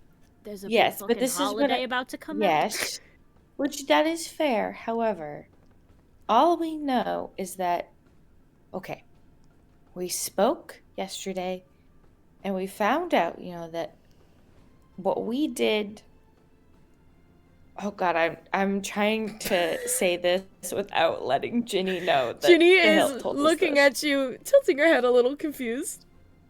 Who'd you speak to? So Careful, Bishop, you're about to get zoned of truth. Bishop. Make a deception check. I mean, it's not a lie. It's not a lie. She did speak to Bishop. It's a lie. 22. 22. And if I have to, I will use saving face to add +5. You don't have to. She just kind of nods. Okay. We know that our involvement at that site really set back their plans and probably destroyed all of their anti-nithing. Right? Now that's a big assumption. However, it is likely that all Ayla is doing in Westover is making more. Is that still bad? Does she still need to be stopped? Yes. However, the most that we are seeing, now is it possible that she's going to load this up into a creature and create a terrifying anti-nithing monster to unleash during the Lovers Festival? Yes. But also, now they're scattered. They're actions from this point on aren't as coordinated before. Like, as Bishop mentioned, like, Ayla's in Westover and Severine's in the field, and they don't know where the Gith is. Like, How does their Bishop actions know are- all that? Cecilia's gonna keep talking and ignore Ginny. Crazy. So funny. I think while this is certainly important and this is certainly bad, and if we're going to warn people to go check in on Ayla, we should definitely make sure that they're aware that she's very dangerous and Auntie Nithing itself is very dangerous, and to make sure they go in with backup. I don't necessarily think that us going to Westover as soon as we get to where we're going makes the most sense. This is all based on a hunch of information that we just learned, but has been going on for months. We don't need to go to Westover at the moment. Yes, and we just don't know because if- this is new information to us does not mean necessarily that it is the most pressing thing. Hell, we might even find out more when we get there, and give us more of a direction. Like, And now that we have let our allies know, they can report in, and we can base our decision on more information. To Does that make Cecilia's sense? point, also we're going to the library. That's where you guys wanted information on this shit to begin with. Wasn't that right? It makes Yeah, sense. Yeah. Cecilia's smart and making a lot of sense. I do that, believe it or not. As you have shaky hands. As my hands are shaking. And the concussion. Mm-hmm. Rhett's gonna observing all this, and as like Cecilia is like talking, like by like the end of it, like that interaction between Viz and Cecilia, he's gonna glance over to Aurora and make his way on over to her. And he's gonna reach, and just like his fingertips like basically like touch her hand, but he doesn't grab her hand, but they reach and they do make contact. Aurora?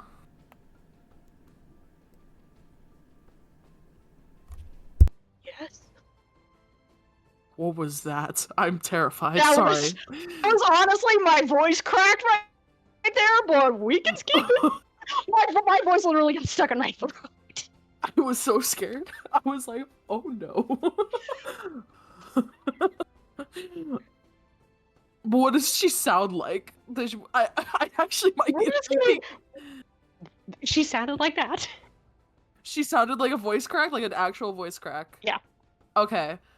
Rhett will grab her hand and like kind of like try and like turn her, like not turn her around, but he'll like go around to like look at her in the face.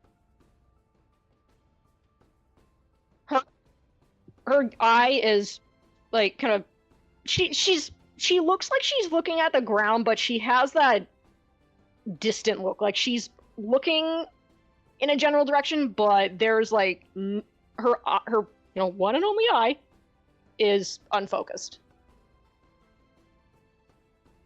Darling, we're going to find her, okay? We're all learning new things, and we're all putting the pieces together. But we're going to find her, okay? How do I even know that she's still out there? This Antinethine. It was made here. Coincidentally, the Gith had their own version. She looks at Rhett, then like her eye focuses on him. How do I know that they haven't found her? I still don't have much of my memories. The last I saw was her fleeing with my mate's sister? How do I know they didn't find her? I've been here for 10 years, Rhett. This Antinethine has been around at least as long. We don't even know what they're planning on this world.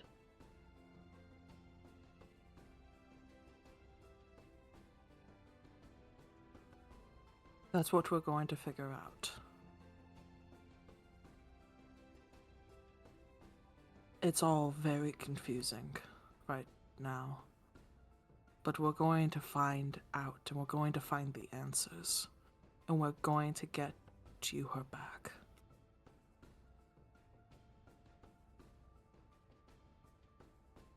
If she's an ounce of blood from you, she has a strong enough will. Like mother, like daughter? How do I even know that she wants to see me?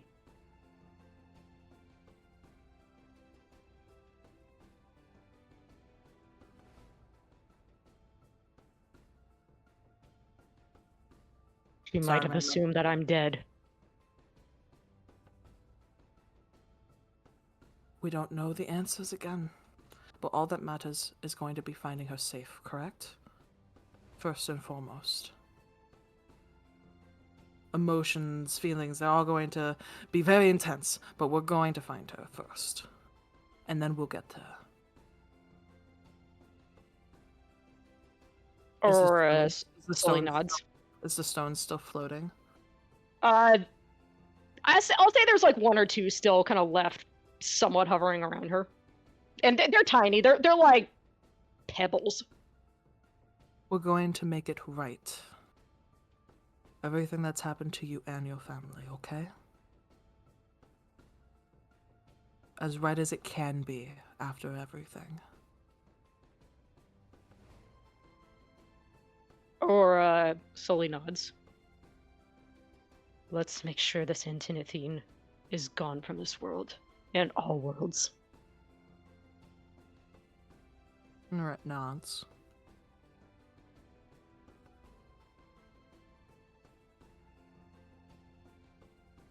Thank you. He just like squeezes her hand. He doesn't like hug because floating stones are scary. The stones kind of do like little plink plink plink back onto the ground. He'll give her a hug. Which isn't he hugs like usually is like a, you know, like like kind of like sometimes like a half hug or like whenever you hug him kind of thing. It's very lighthearted, but he gives you a big hug. Hugs him back, not like squeezing the living daylights out of him, just like she gives like one of those hugs where it's like it's kind of a bear hug, but she's not squeezing you, just like it's strong enough to where she's just, you know, acknowledging. Like she means it. Besides, we gotta see if I'm a good uncle, apparently. That is true. I think you'd make a very fun uncle. I don't know about that. You could be what was the term we heard in that one play? A funkle? I'm sure. I guess I don't like that. Let's get back to the group. Aurora follows him back.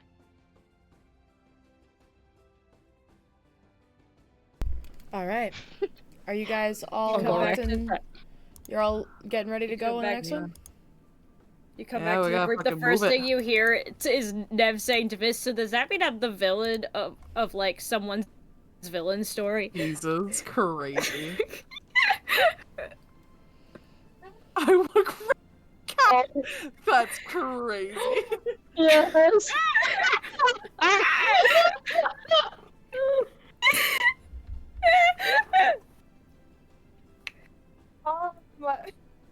Oh dear lord. Red's gonna we're gonna do another round. Red's gonna, after we bring Aurora back and we're like packing up, Red's gonna like check on the twins if they're still talking now. Yeah, Aurora's just gonna.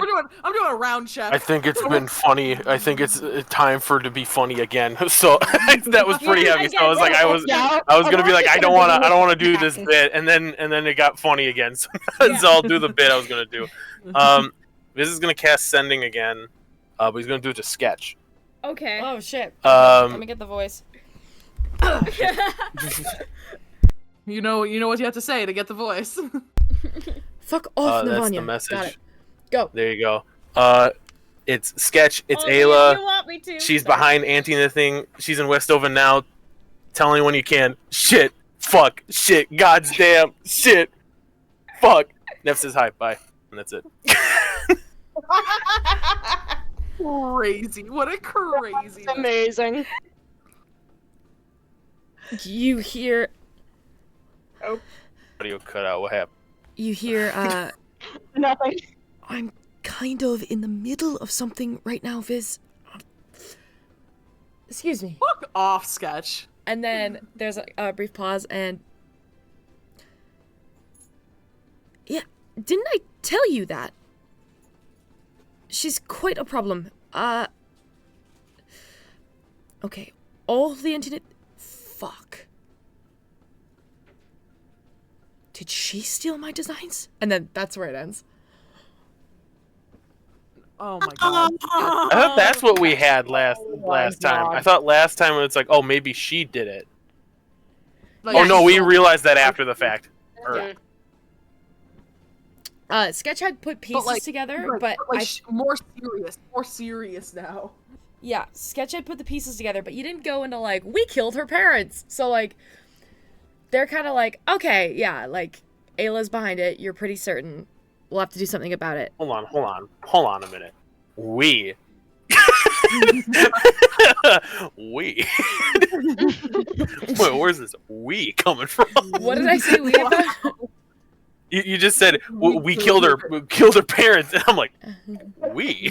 Well, not we.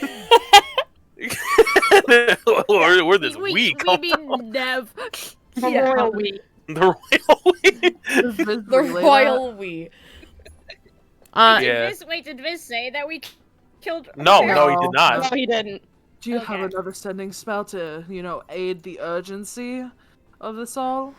Yeah, I Are do. Do you feel okay using another one? Or do you feel like Sketch kind of got the picture? I Viz. think Sketch got the picture. You get a response in your mind from Sketch. Oh. And you can tell it's Sketch because the first word is her screaming. That's crazy. Oh, hold on. Getting some frequency. Ow, ow, ow, ow, ow! Those don't count as words, it's one word. Fuck. And it still hurts. Alright. Find my parents. They can... Ow!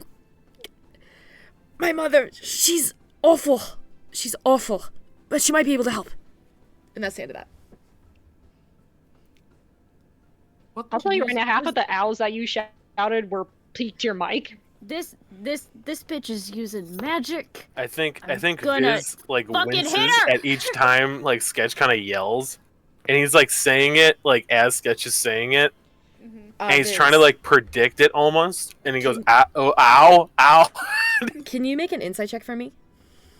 Oh.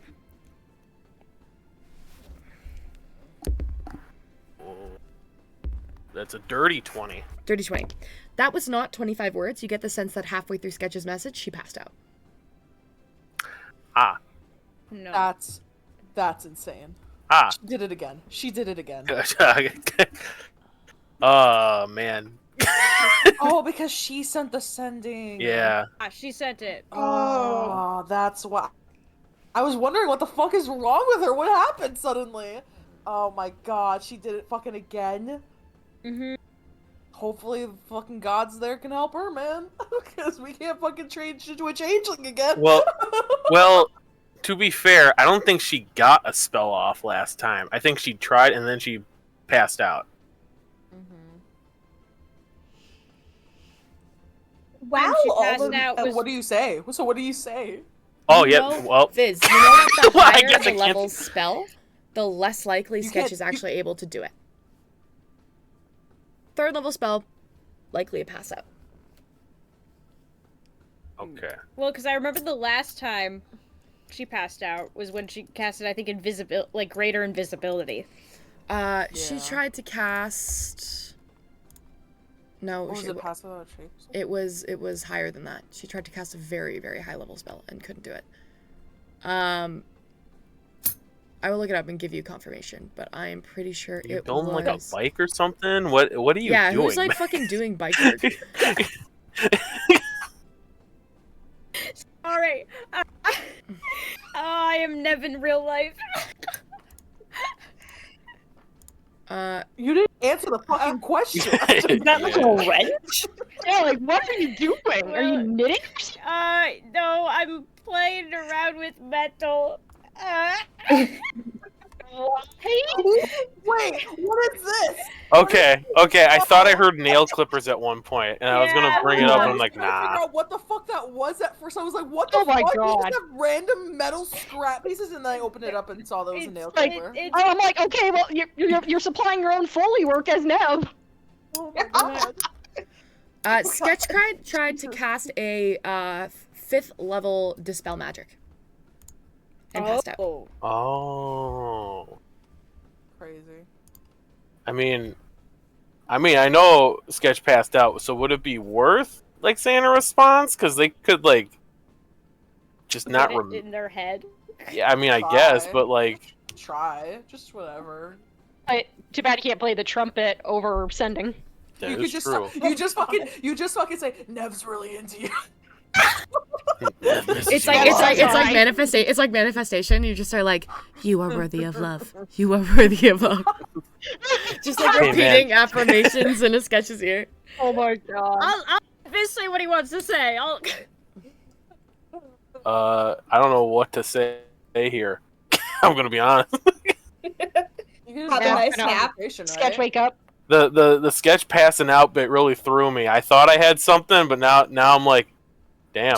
Just be silly. Just be funny, goofy. Yeah, just do a bit. Do it on command, because we can tell you to. You do get a free response because it was technically a spell that Sketch cast. Okay. Someone talk. I gotta figure this out. Have no time to think. It's on the spot. I gotta get 25 words, man. Need You don't 25 have- words. you don't I need to have- maximize the word count. Are you guys also in the I have cart a doing really this, fast or are you person. guys still at camp? I guess I think at this point, like when I went to Aurora, I think we started packing up more. We were just like, "Whoa, this is fucking crazy!" And then I fucking talked to Viz. We were talking to Viz, and then Viz did the sending while we're in the cart. Maybe that's what I would. Okay, because I was gonna say, before we get on the cart, Glorb wants to volunteer to drive and try to get Viz to sit up front with her. Oh. It's just, I was gonna save that till after this conversation, but if we're already in the cart, then she will have like awkwardly asked him to like help with the reins or something as just like an excuse to Well- get him up there. Okay. Viz won't grab the rein help with it yet. He's doing the finger counting, but he'll sit up there. Yeah. You're gonna say okay. The other thing I was gonna say is that while all of this is happening, this is harder if we're like talking through the window in the cart now. But at some point during all of this, Glorb will have just gone to like probably Mirabelle because she was the least involved and just asked who Ayla is so that she can get any amount of context. That's really We don't fun. have to That's so roleplay funny. that, but Yeah, I think Mirabelle would probably fill in at least what she knows from the interaction we had back in the whole Yeah. theater, what she's heard from Nev in particular. Yeah. Rhett will grab a plate of pancakes for him and Aurora. I'll help you like 'em. Aurora will eat the pancakes. Nev will also shove a pancake down her throat. We just all go to her plate, like we circle her with the plate.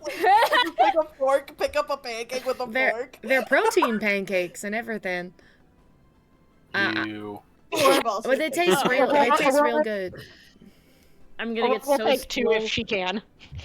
Yeah. Right. Yeah. Does it taste good? Yeah, they're pretty good. Okay. They taste like strawberry pancakes. They got like strawberry preserves on them. what a crazy morning.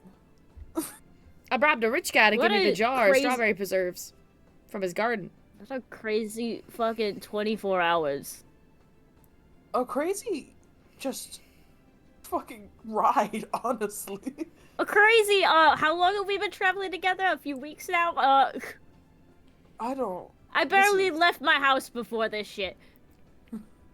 And now you have a stalker. I know! Usually, okay, usually the stalkers I usually get are the people that are trying to foreclose my house. They just... Those aren't stalkers, but okay. Why did you say it in the plural sense? That's funny. That's a funny way to look at it. Yeah, I think they're just kind of obsessed with me and in love with my property. It is a wonderful property, by the way. I added a bunch to it. Or maybe it's just the law? The what? The law? Have you paid your taxes? I can't remember if we've had this discussion. You a Why would- cop? Rhett just raises an eyebrow and puts a hand on his hip.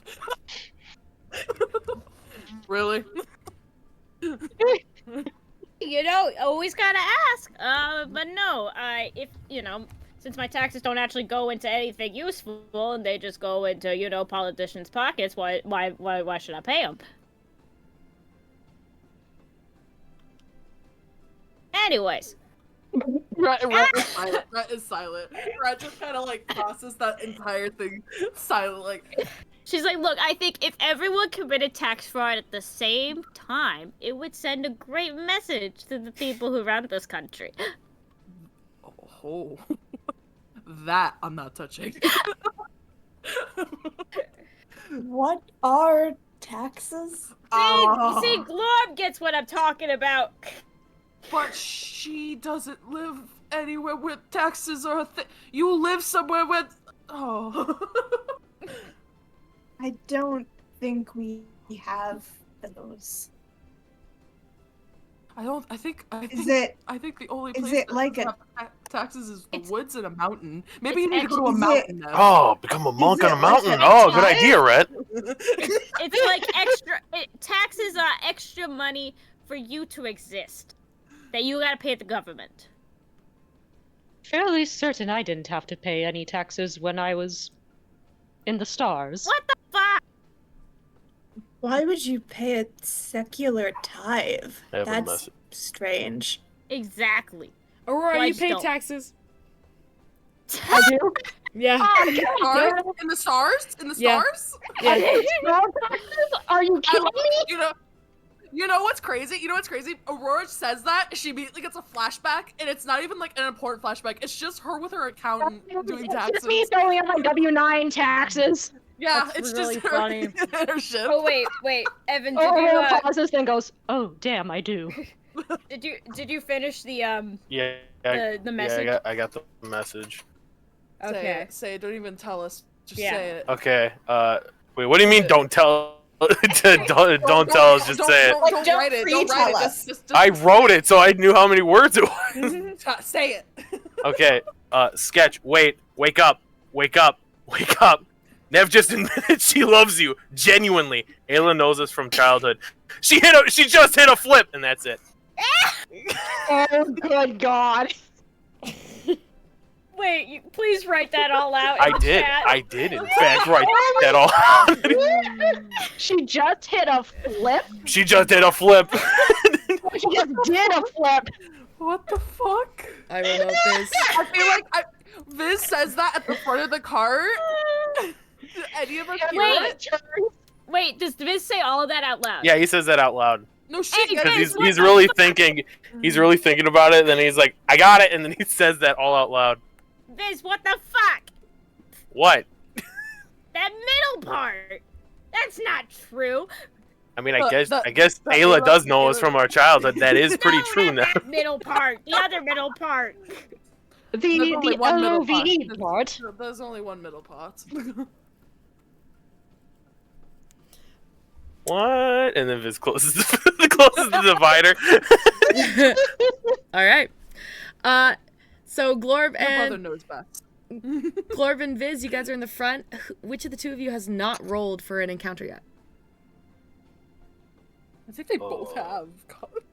I already have. Did someone else roll a d20? I don't mind. Okay, roll a d20, Viz. Oh. 10. 10. Roll a d8. Was that the one you wanted? I thought 8. she was gonna say reroll. 8? Because that's the same shit. Yeah. I need you to roll Something again. juicy. Give us something juicy. Oh. You've already rolled What? this one. You've already rolled this one. I need you to roll again. God damn it. Yes, reroll. By the way, I was hoping just like to overwhelm Sketch with information, so they'd wake up quicker. 7. 7.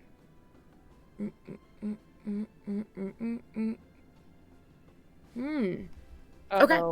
What are you rolling for? Encounter table. Go ahead the and road. continue.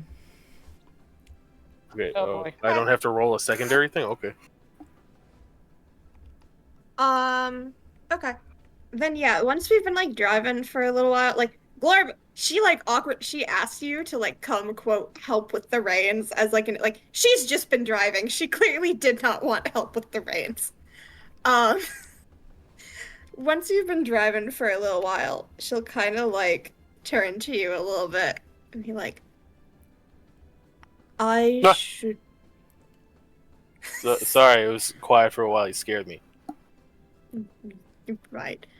I wanted to tell you separately. When I spoke to the god last night, I think he's interested in you. Viz has like a little like purple shine on his cheeks. He's like, oh, that's a new one. He seemed not. If this is a slang term, I'm not intended. I mean, like in the way that the Spider Queen was briefly interested in me, or the Nihilist is interested in Rhett. He seems interested in you. Oh.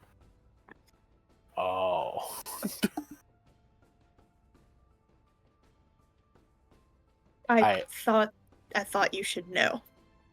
Well, thank you for telling me. That's a little concerning.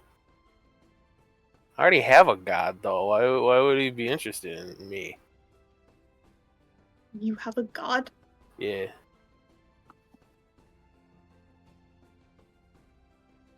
Yeah, I follow the Lady of Luck.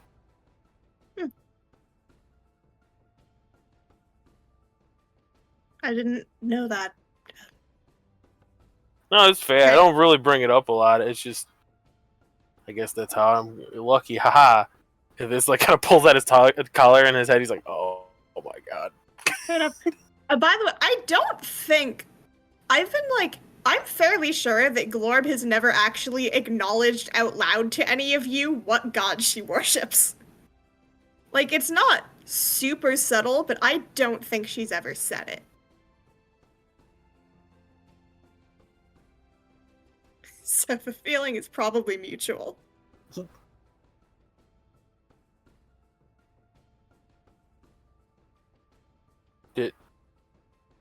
Did he say like what he wanted, like why he was interested in me, or? If your affinity for chaos, I think, in a more natural way than your sister, he's I don't know you well enough to know what about you would draw the interest of a god of animals and wild changing nature. Oh well, I do like animals. That is fair. I got Jeff. Is he by me, by the way? Is Jeff by me? My name is Jeff. Is Jeff? All right, Oh, I Jeff. never introduced you. This is Jeff. This is my name is Alright. Jeff. My name is Jeff. Yeah. Glorb actually smiles and she says, "Hello, Jeff." Oh, his name is my name is Jeff. My name is Oh. Jeff.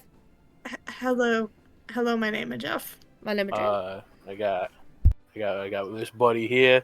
I got Horchata that Mateo is kind of watching. That was the horse. That was the horse that you saw us with earlier. Yes. And then I got Liberto. You didn't meet Liberto, but you were there when I was concerned about Liberto. Yes.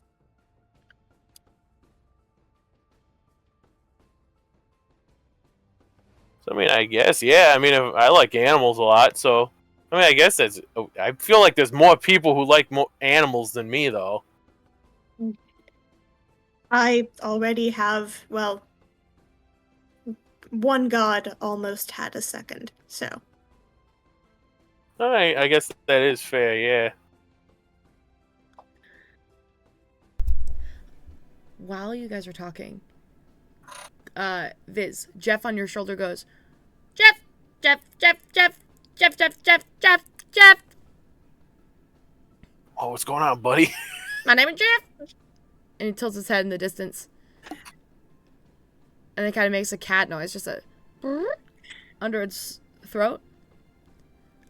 You see in the distance, there are two paths converging. And along the way, you following the bully rail, you have been able to kind of get the semblance of a path alongside the train. And you realize that it's kind of coming to a horseshoe shape. And there is another carriage coming along the path from the other direction. It looks to be a well-equipped, carefully arranged carriage, being pulled by two sturdy-looking camels, who are draped in kind of an ornate cloth. And you see, it's very well adorned. It almost looks like some kind of like diplomat's carriage.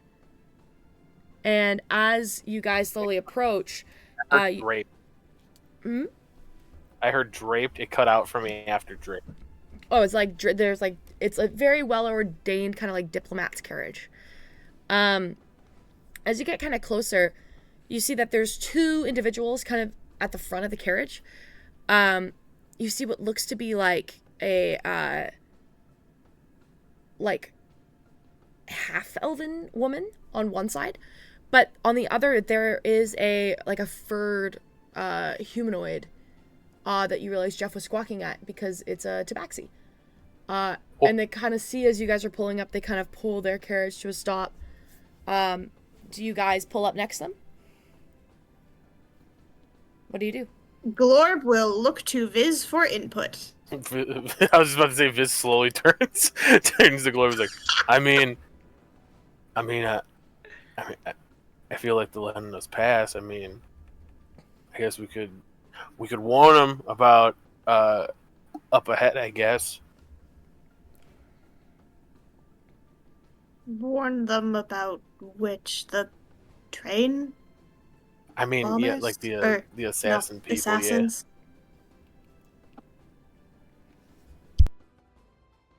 Yeah. Oh, all right. You should talk. Okay. And then I guess she'll kind of slow it down and like pull up alongside so that we're like driver bench to driver bench and Viz can talk to them like over me. Howdy. Christ. I think everyone in the cart is confused now when they hear that. Except Nev. Nev's like, he's doing the cowboy bit. Aurora just like looks at Red and goes, "What did he just say?" No, she's doing the cowboy bit. Apparently, he's doing the cowboy bits. Yeah. All right. This has a lot of bits. Begun to gather that. As you approach, you see the half elf kind of turns and acknowledges you. As you get closer, You see that it's a dark, copper-haired half-elf woman. Not so, like, bright as Ginny's hair, more like the darky, like, coppery red color of, like, the browny red. She has kind of, like, this, like, big smile. She kind of nods to you. Patchwork leather armor and this bright red sash kind of tied loosely around her waist. You can see she has a bow slung across her shoulders. Sun-kissed, very, like, deep tan skin. Keen focus, though, in her eyes that you can kind of see.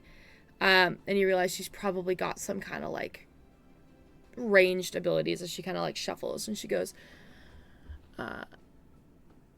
season greetings. Are y'all also headed in the direction of Sarnia? Yeah. Wow. She kind of turns to the Tabaxi. To love to laughter. Happy Lovers Festival's greetings to you. I'm Zareen. This is Captain Renner. And she kind of turns to the Tabaxi, who kind of like stands up, kind of pulls the carriage to a stop next to you guys. You see that he is very well built, and you realize that he's a Tabaxi, but he kind of has the Tabaxi features of a desert cat. If you guys have ever seen like desert cats in real life, except instead of small and kind of quaint, this one is like built, live, sharp green eyes, plate armor kind of etched in like swirling designs. He's got like a long sword on a hilt, and he seems to have a very protective nature as he kind of like turns his body to like cover the carriage. Greetings. We don't mean to be any trouble. You can go on ahead of us. Well, actually, me and my friends here were just wanted to warn you. Up ahead by what's the fucking stop called? You ever get a name of that stop? No, you That don't. Wait, I have a question. Are these people from how the Okay. road is? There's like a fork in the road. Are they going towards or away from Sarnia? You're Is not that sure. what they said sounded like they're also going towards Sarnia. Oh, okay. They could be Never saying mind, that, but then you're keep not going. sure. Yeah, you're not sure. Is that so? Keep going then, Biz. Yeah. Are you heading down that way at all? We kind of glance at one another. And the captain kind of responds, we were taking a leisurely route into the city. We wanted to see the expansions of the train, but if what you say is true, then maybe it's best we avoid it. Viz, and Glorb, you can see a small, like, lift in the side of the carriage where, like, the window would be where you can, like, talk to the people in the back, opens on their carriage.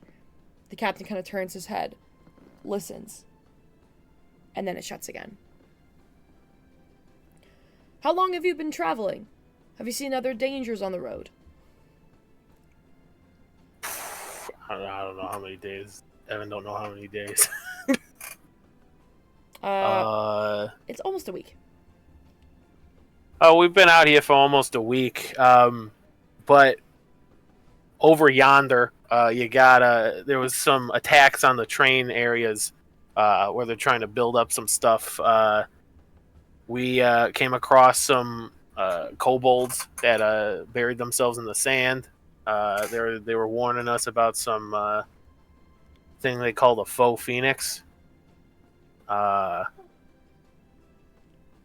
yeah, that was the main things that were out here that we were, I just wanted to warn you about.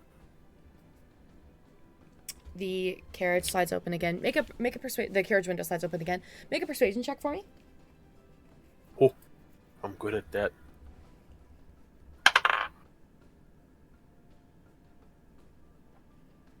I was one away from that 20 with a 19 plus 7. All right. There's some whispering, and the captain kind of then stands, clears his throat. Are you breaking anytime soon? He kind of tilts his head back. Associate would like to thank you for the information. We've been traveling for some time, and we're concerned about what we've been seeing out here. My liege would like to invite you to lunch. I don't trust. I don't trust this person. I want to insight check him. Yeah, I make would an like to insight also insight. Go ahead and make an insight check. 19. 19. 11. Viz. It's kind of hard to gauge for you, Glorb, but for Viz, you get the sense of, this is truthful, but the captain isn't happy about it. Oh. Oh. Do they get to do that at advantage because of our boon? Oh, I No, forgot. it's. Oh, yeah, it is insight, right? It's insight. Yeah, it's inside. It's true. Yeah. I mean, I got nat 20. Okay, You're welcome. you can Fucking crazy. distinctly, That's because crazy. you've encountered this many times before, you can distinctly get the vibe that the captain just heard a, Jesus Christ, really? You want to invite them inside for tea? We're on a trip. You get the sense that this is someone who is babysitting and is not very happy with how friendly whoever in the cart, the individual, is about how genuine they are offering lunch.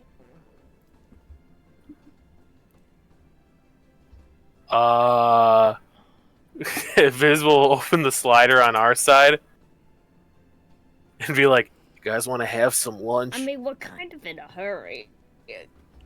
What do you? I heard. All we heard is howdy. Are you talking to someone? Yeah, I'm talking Howdy to a whole, and lunch. I'm talking to a whole other carriage right now. Oh my god. And they want to have lunch with them? Can Yeah, they because meet I up with? warned them. Can they meet up at lunch in Sarnia? Would you all want to meet up for lunch in a safer spot rather than out in the desert?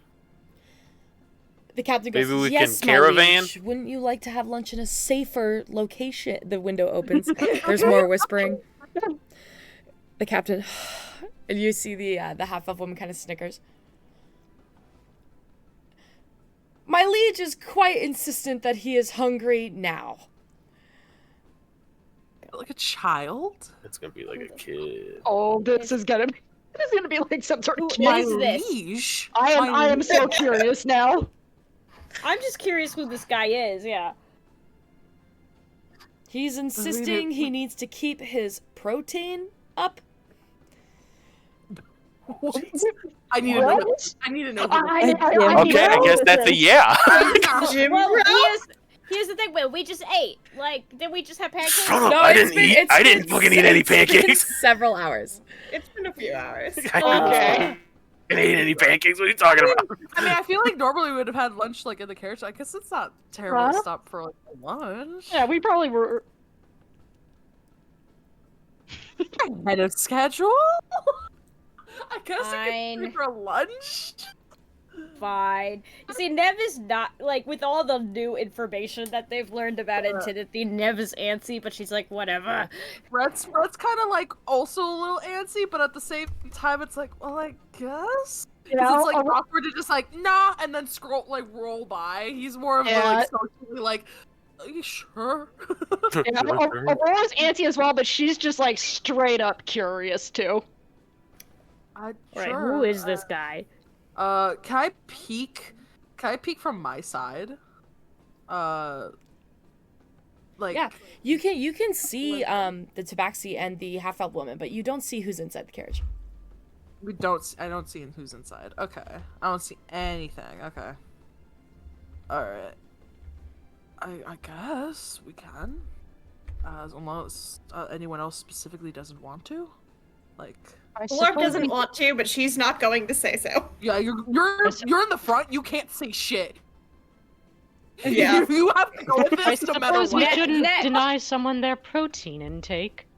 I'm interesting. Nev says no, but she's, you know, if the majority votes yes, she'll go with it. Can Cecilia just cast Detect Magic? Sure. You don't Is detect there any anything magic. like on their carriage? Nope. Not even like on their carriage? Nothing on the carriage. Okay. The captain's weapon glows. His longsword glows. Okay. Cecilia will nod. Ginny and Bridget kind of look out the window, and then they look at you guys and go, Ginny goes, I'm going to throw it out there. This guy looks rich. If you want, we could go make introductions and see if we know him from somewhere. But also, she's kind of cute. I'm not gonna make any assumptions about what everyone else is interested in. Oh my God. An eyebrow at her. All right, it's fine. We don't need to In stop. the desert. In the desert. I'm just saying, if they're going to Sarnia, Bridget goes, what she's saying is if they're going to Sarnia, they could be meeting Princess Mahon. They certainly look wealthy enough. Fair. I guess we're stopping for lunch. Stopping for lunch. fine. Yeah, we'll have some lunch. All right. Cecilia takes out a pair of nice shoes from her bag of holding and switches her shoes. I also, Oh my God. I forgot to mention. Also, when you detect magic, it's just like, it's shocking how you can see the longsword because of how blinding the lights are from inside her fucking carriage of how much magic there is. Yeah, she's gotta you do hand visors on the other side to focus on them. Morgan Red's whole jacket is glowing. Cecilia's gonna lose her eyesight next. Red's whole jacket's glowing. Everything's glowing. Yeah, Yeah, Aurora's got like 2 weapons that are magical. Both Ginny and Bridget look around, and then both of them reach into their own bags and pull something out. Ginny clicks the button on her bracelet, and her armor sprouts through. She puts her sword down, and then both of them take out. Ginny's is a circlet.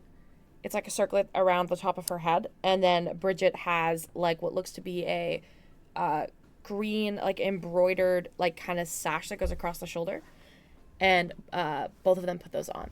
Ginny's circlet is gold with a purple gemstone, and Bridget's is a dark green with an orange embroidery. Are we meeting some nobles for lunch? I guess so. Yeah. As Cecilia's taking out the shoes, he'll whisper over, "Make sure you don't have any cactus juice this time." Cecilia will roll her eyes.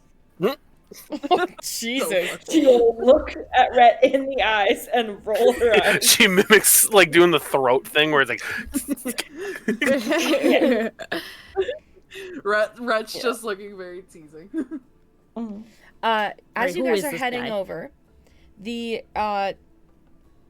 captain gets out, extends a cart into the back, and opens the back of the carriage.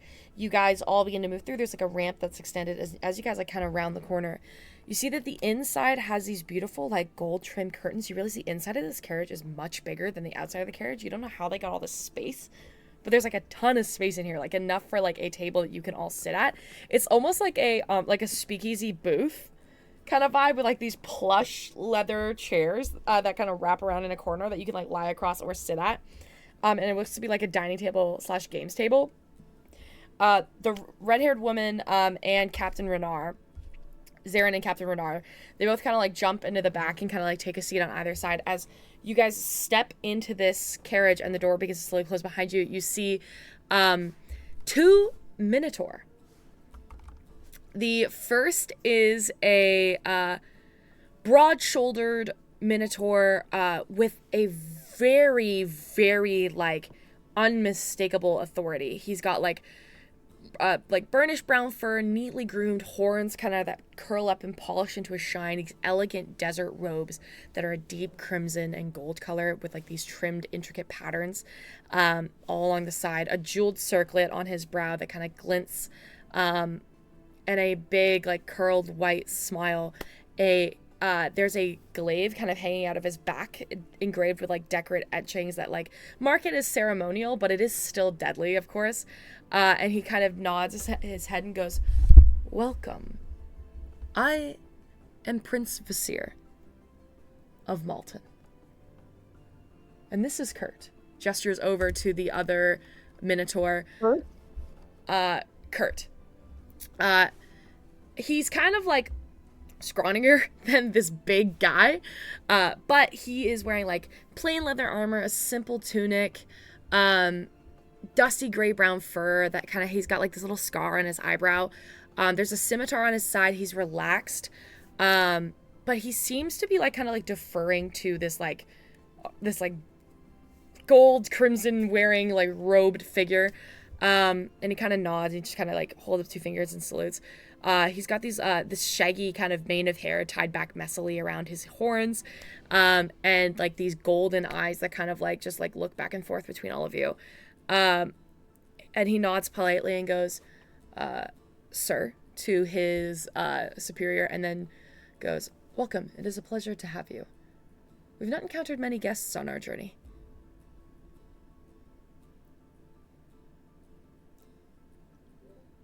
I'm gonna say right now, Aurora just like blinks at the Minotaurs because she's not used to having to look up at people, aside from Glorb. And it's just like looks at the glaive that the what was the prince's name again? Vasir. You're gonna have to write those down for your poor Yeah. writer Vasir, when I Vossir, and Kurt. Okay. Just Kurt. How tall is Vasir? He is sitting, but you get the sense that if he was standing, he would be about almost 7 feet tall. Oh, okay, not as tall as me. Okay.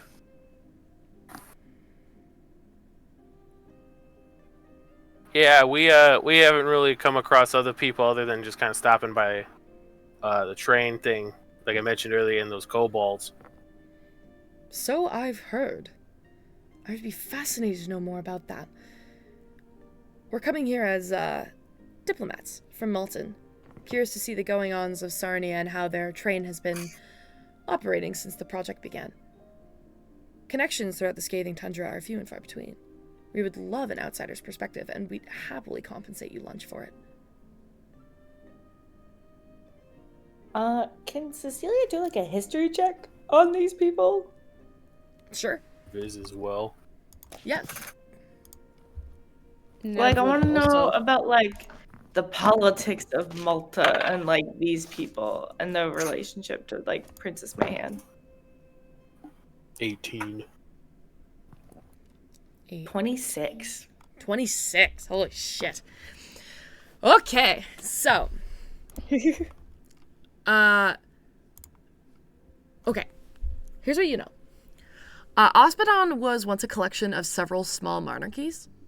And when the advancement began to pick up at a pace that was like really rapid and incredibly complex, in an order to protect their wealth, obviously, and like also protect their cities and keep them safe and work together in a larger way, in a similar way to the High Crown in Wyland, they joined together to establish a council to keep their lines in order, as well as negotiate the affairs of like a next generation. So that is how the 3 councils, the Tome of Gold, the Tome of Silver, and the Tome of Bronze, were born. And then it has since established into like a larger foundation.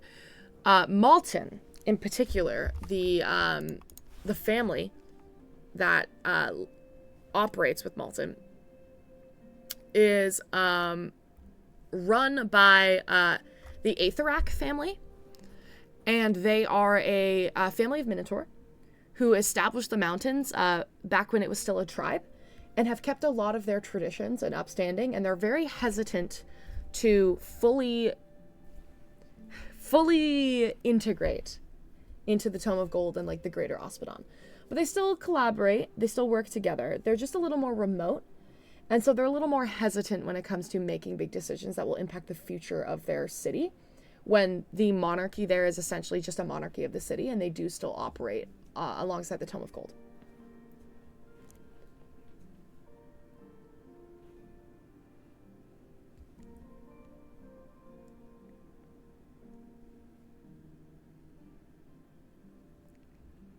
Okay, thank you. I can't really tell that to everybody else right now, but I'll keep that in my back pocket.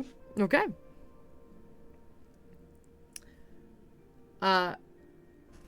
Prince Vasir kind of like extends his hands and he goes, "So please, join us. Can I get you some tea, some coffee, biscuits?" And then he kind of waves a hand, and plates just begin to start appearing on this table.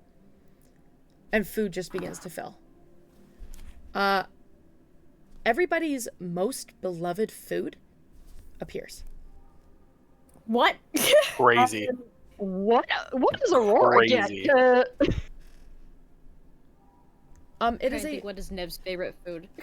Aurora. You get a Aurora's strange from the stars. You get a strange, what looks almost like chicken and rice, but it's not quite chicken and rice. You don't know what it is. But it smells really good, and Oh, it brings I back don't- good memories. Okay. It's also seasoned with Aurora something just, that like, you don't know what it blinks. is, but it smells really good.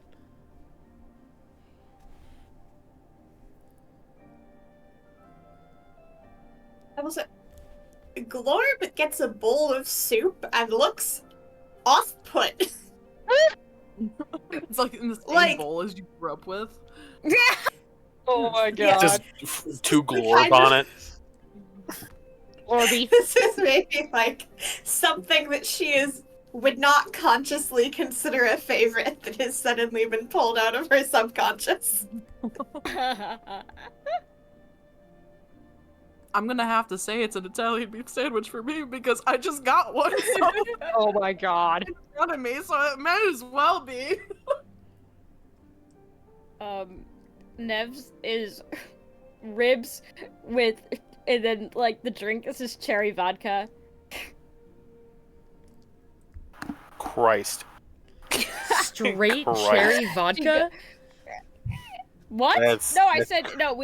No, her drink. If it comes with a drink, then it's cherry vodka. I didn't say Yes. grape cherry. No, straight cherry vodka? Are you doing like a shot of vodka? Yeah. Kurt, That's- who is sitting by himself, like off to the side as he's kind of like listening, he kind of looks at you, tilts up his own shot glass, which has a strange liquid in it, and goes, cheers. It cheers him. He takes the shot. And then she And just Nev demolishes takes hers. that rack of ribs. This tiny fairy in this minute. Cherry vodka no, and a draw rack this of down. ribs. Welcome to the 2025 Mississauga, Ontario Rib Fest.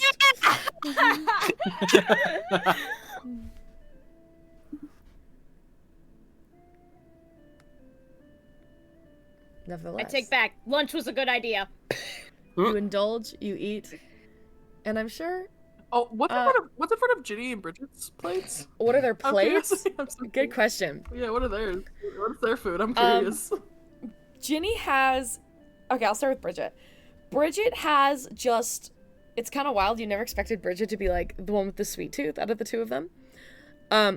It looks like Bridget just has a stack of French toast with powdered sugar and maple syrup, and she kind of looks really pleased. Crazy and, like, that digs that's into the it. lunch. That's the crazy that that's the lunch after pancakes. I know. It's like this is better.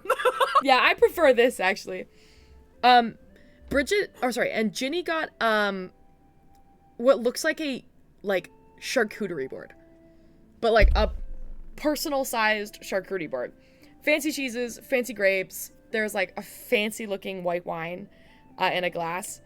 Sorry, red wine, not white wine. My apologies. And like she's like picking at it and like seems really eager. And there's like some fancy crackers on there too.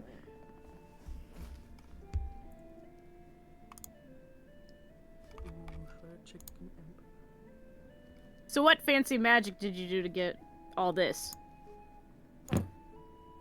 And she like gestures to everyone's favorite fucking food.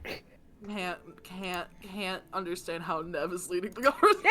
How did we let this happen, guys? I'm Look! joking. Look, I'm joking. they gave her ribs and vodka. She's set. The Prince of Seer kind of like looks at Kurt. He kind of nods, looks back at you and goes, well, it's dangerous times. You gotta use what you've been hoarding. Otherwise, what's the point in hoarding it? See, this guy gets it. Did he cast a spell, or is this a magic item? You have He no just idea. straight up hoarding food. It just appeared. Can I figure it out How would you like to figure it out? with an Arcana check? You can I make would an also Arcana like to do check. an Arcana check. If you cast a spell right now, though, it will be very obvious you are casting a spell. I'm it not doesn't casting a spell, I'm take a just spell to gonna- cast. No. I'm also going to do an Arcana Yeah. check. That's a 26. 26. Neb, you Okay, notice that's immediately a- that the entire inside of this carriage, the walls are made of lead. Made of lead. Yes. Hmm. Cecilia. What do I know what'd about you roll? lead and magic? I rolled a 23. 23. It looks like the table itself is magical. Okay. Does Cecilia also notice the lead? No. There's just enough. Okay. And real quick, what would I know about lead and, magical was gonna properties? say- Lead typically halts and stops magic from coming through. Yeah, so it's like if you put something in like a lead box, it can't be like scryed on. So this thing is okay. They've like yeah, This is a so crazy. It, like, this is a whack carriage. yeah, it's like a magic rejecting carriage.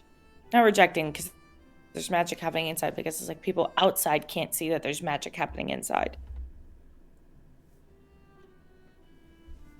And by the way, Cecilia is eating Caesar salad and French fries. French fries is crazy. That is a in combination. two I don't think I separate little plates. It's Can I girl roll a- dinner. Can I roll? Can I roll sleight of hand to steal a fry? Go ahead, roll a Steal sleight of hand. fry. Okay. Oh, sorry. I just grab a fry, or I reach for a fry. We're just stealing Cecilia's. Cecilia will let it happen because she's not gonna let a prince see her swat somebody's hand. I got. Can I just- I got 12 total for me. I don't know if that. I don't. That is sneak. my passive perception. I so- don't You even- mean I you don't- see me steal a fry? Eat it. Yeah, Nev doesn't even try to sneak it. She just does it. Can Yes. Can I just Aurora's kind of a little surprised to see what she is assuming a space dish in front of her, and then looks at the Prince Vizier. Can she just insight him just to she's a little confused why this clearly very powerful guy is just invited us in out of the blue. Yeah, go ahead and roll an insight check. And I get to do that at advantage. Yep, okay, the first one was a dirty 20. Dirty 20. You get the sense that he doesn't know why he invited you guys into the carriage. Maybe it wasn't his idea. He's gonna look at the other Minotaur then, the Kurt.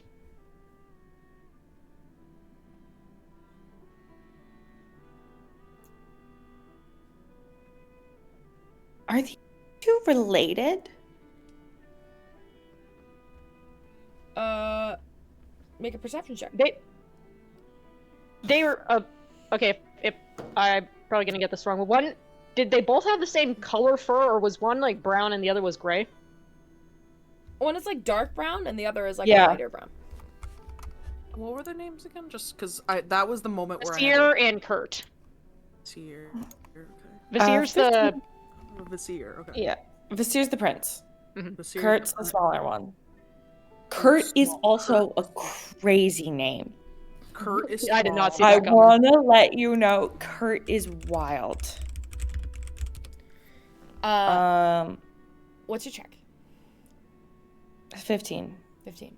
They do not look related.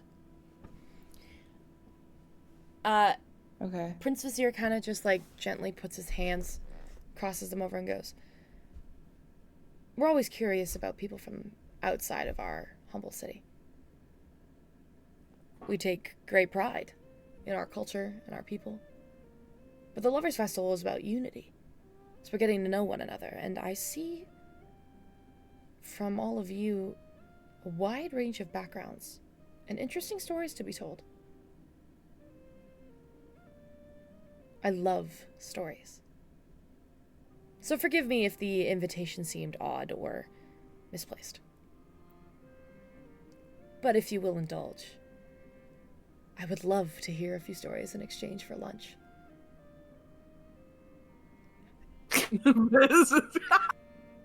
Viz, as you crack your knuckles, that is where we Viz. will end tonight's session. That's good. Okay, Oh, is this guy Sinbad from Magi of the Labyrinth of Magic? Because he's giving me those vibes. We will say, pick up with with this lunch constant date love. with the Prince Oh, of yeah. Malton the next time we play. Thanks for playing, guys. He might be that person, but I doubt Shelby knows who you're I was talking just about. about to say. I do So not. if it is, We it's will fully a talk about it coincidence. off cam, off the recording. But thanks for playing, guys. It was fun. I'm talking about this guy. This guy, Sinbad from Muggy and the I don't- Labyrinth of I don't Magic. know what that is. Yeah, probably not. No, wait, Oh my Dexter, God, never, that's so never, funny. It's never. Okay, an is the anime. recording It's an over? anime. I'm ending it right now.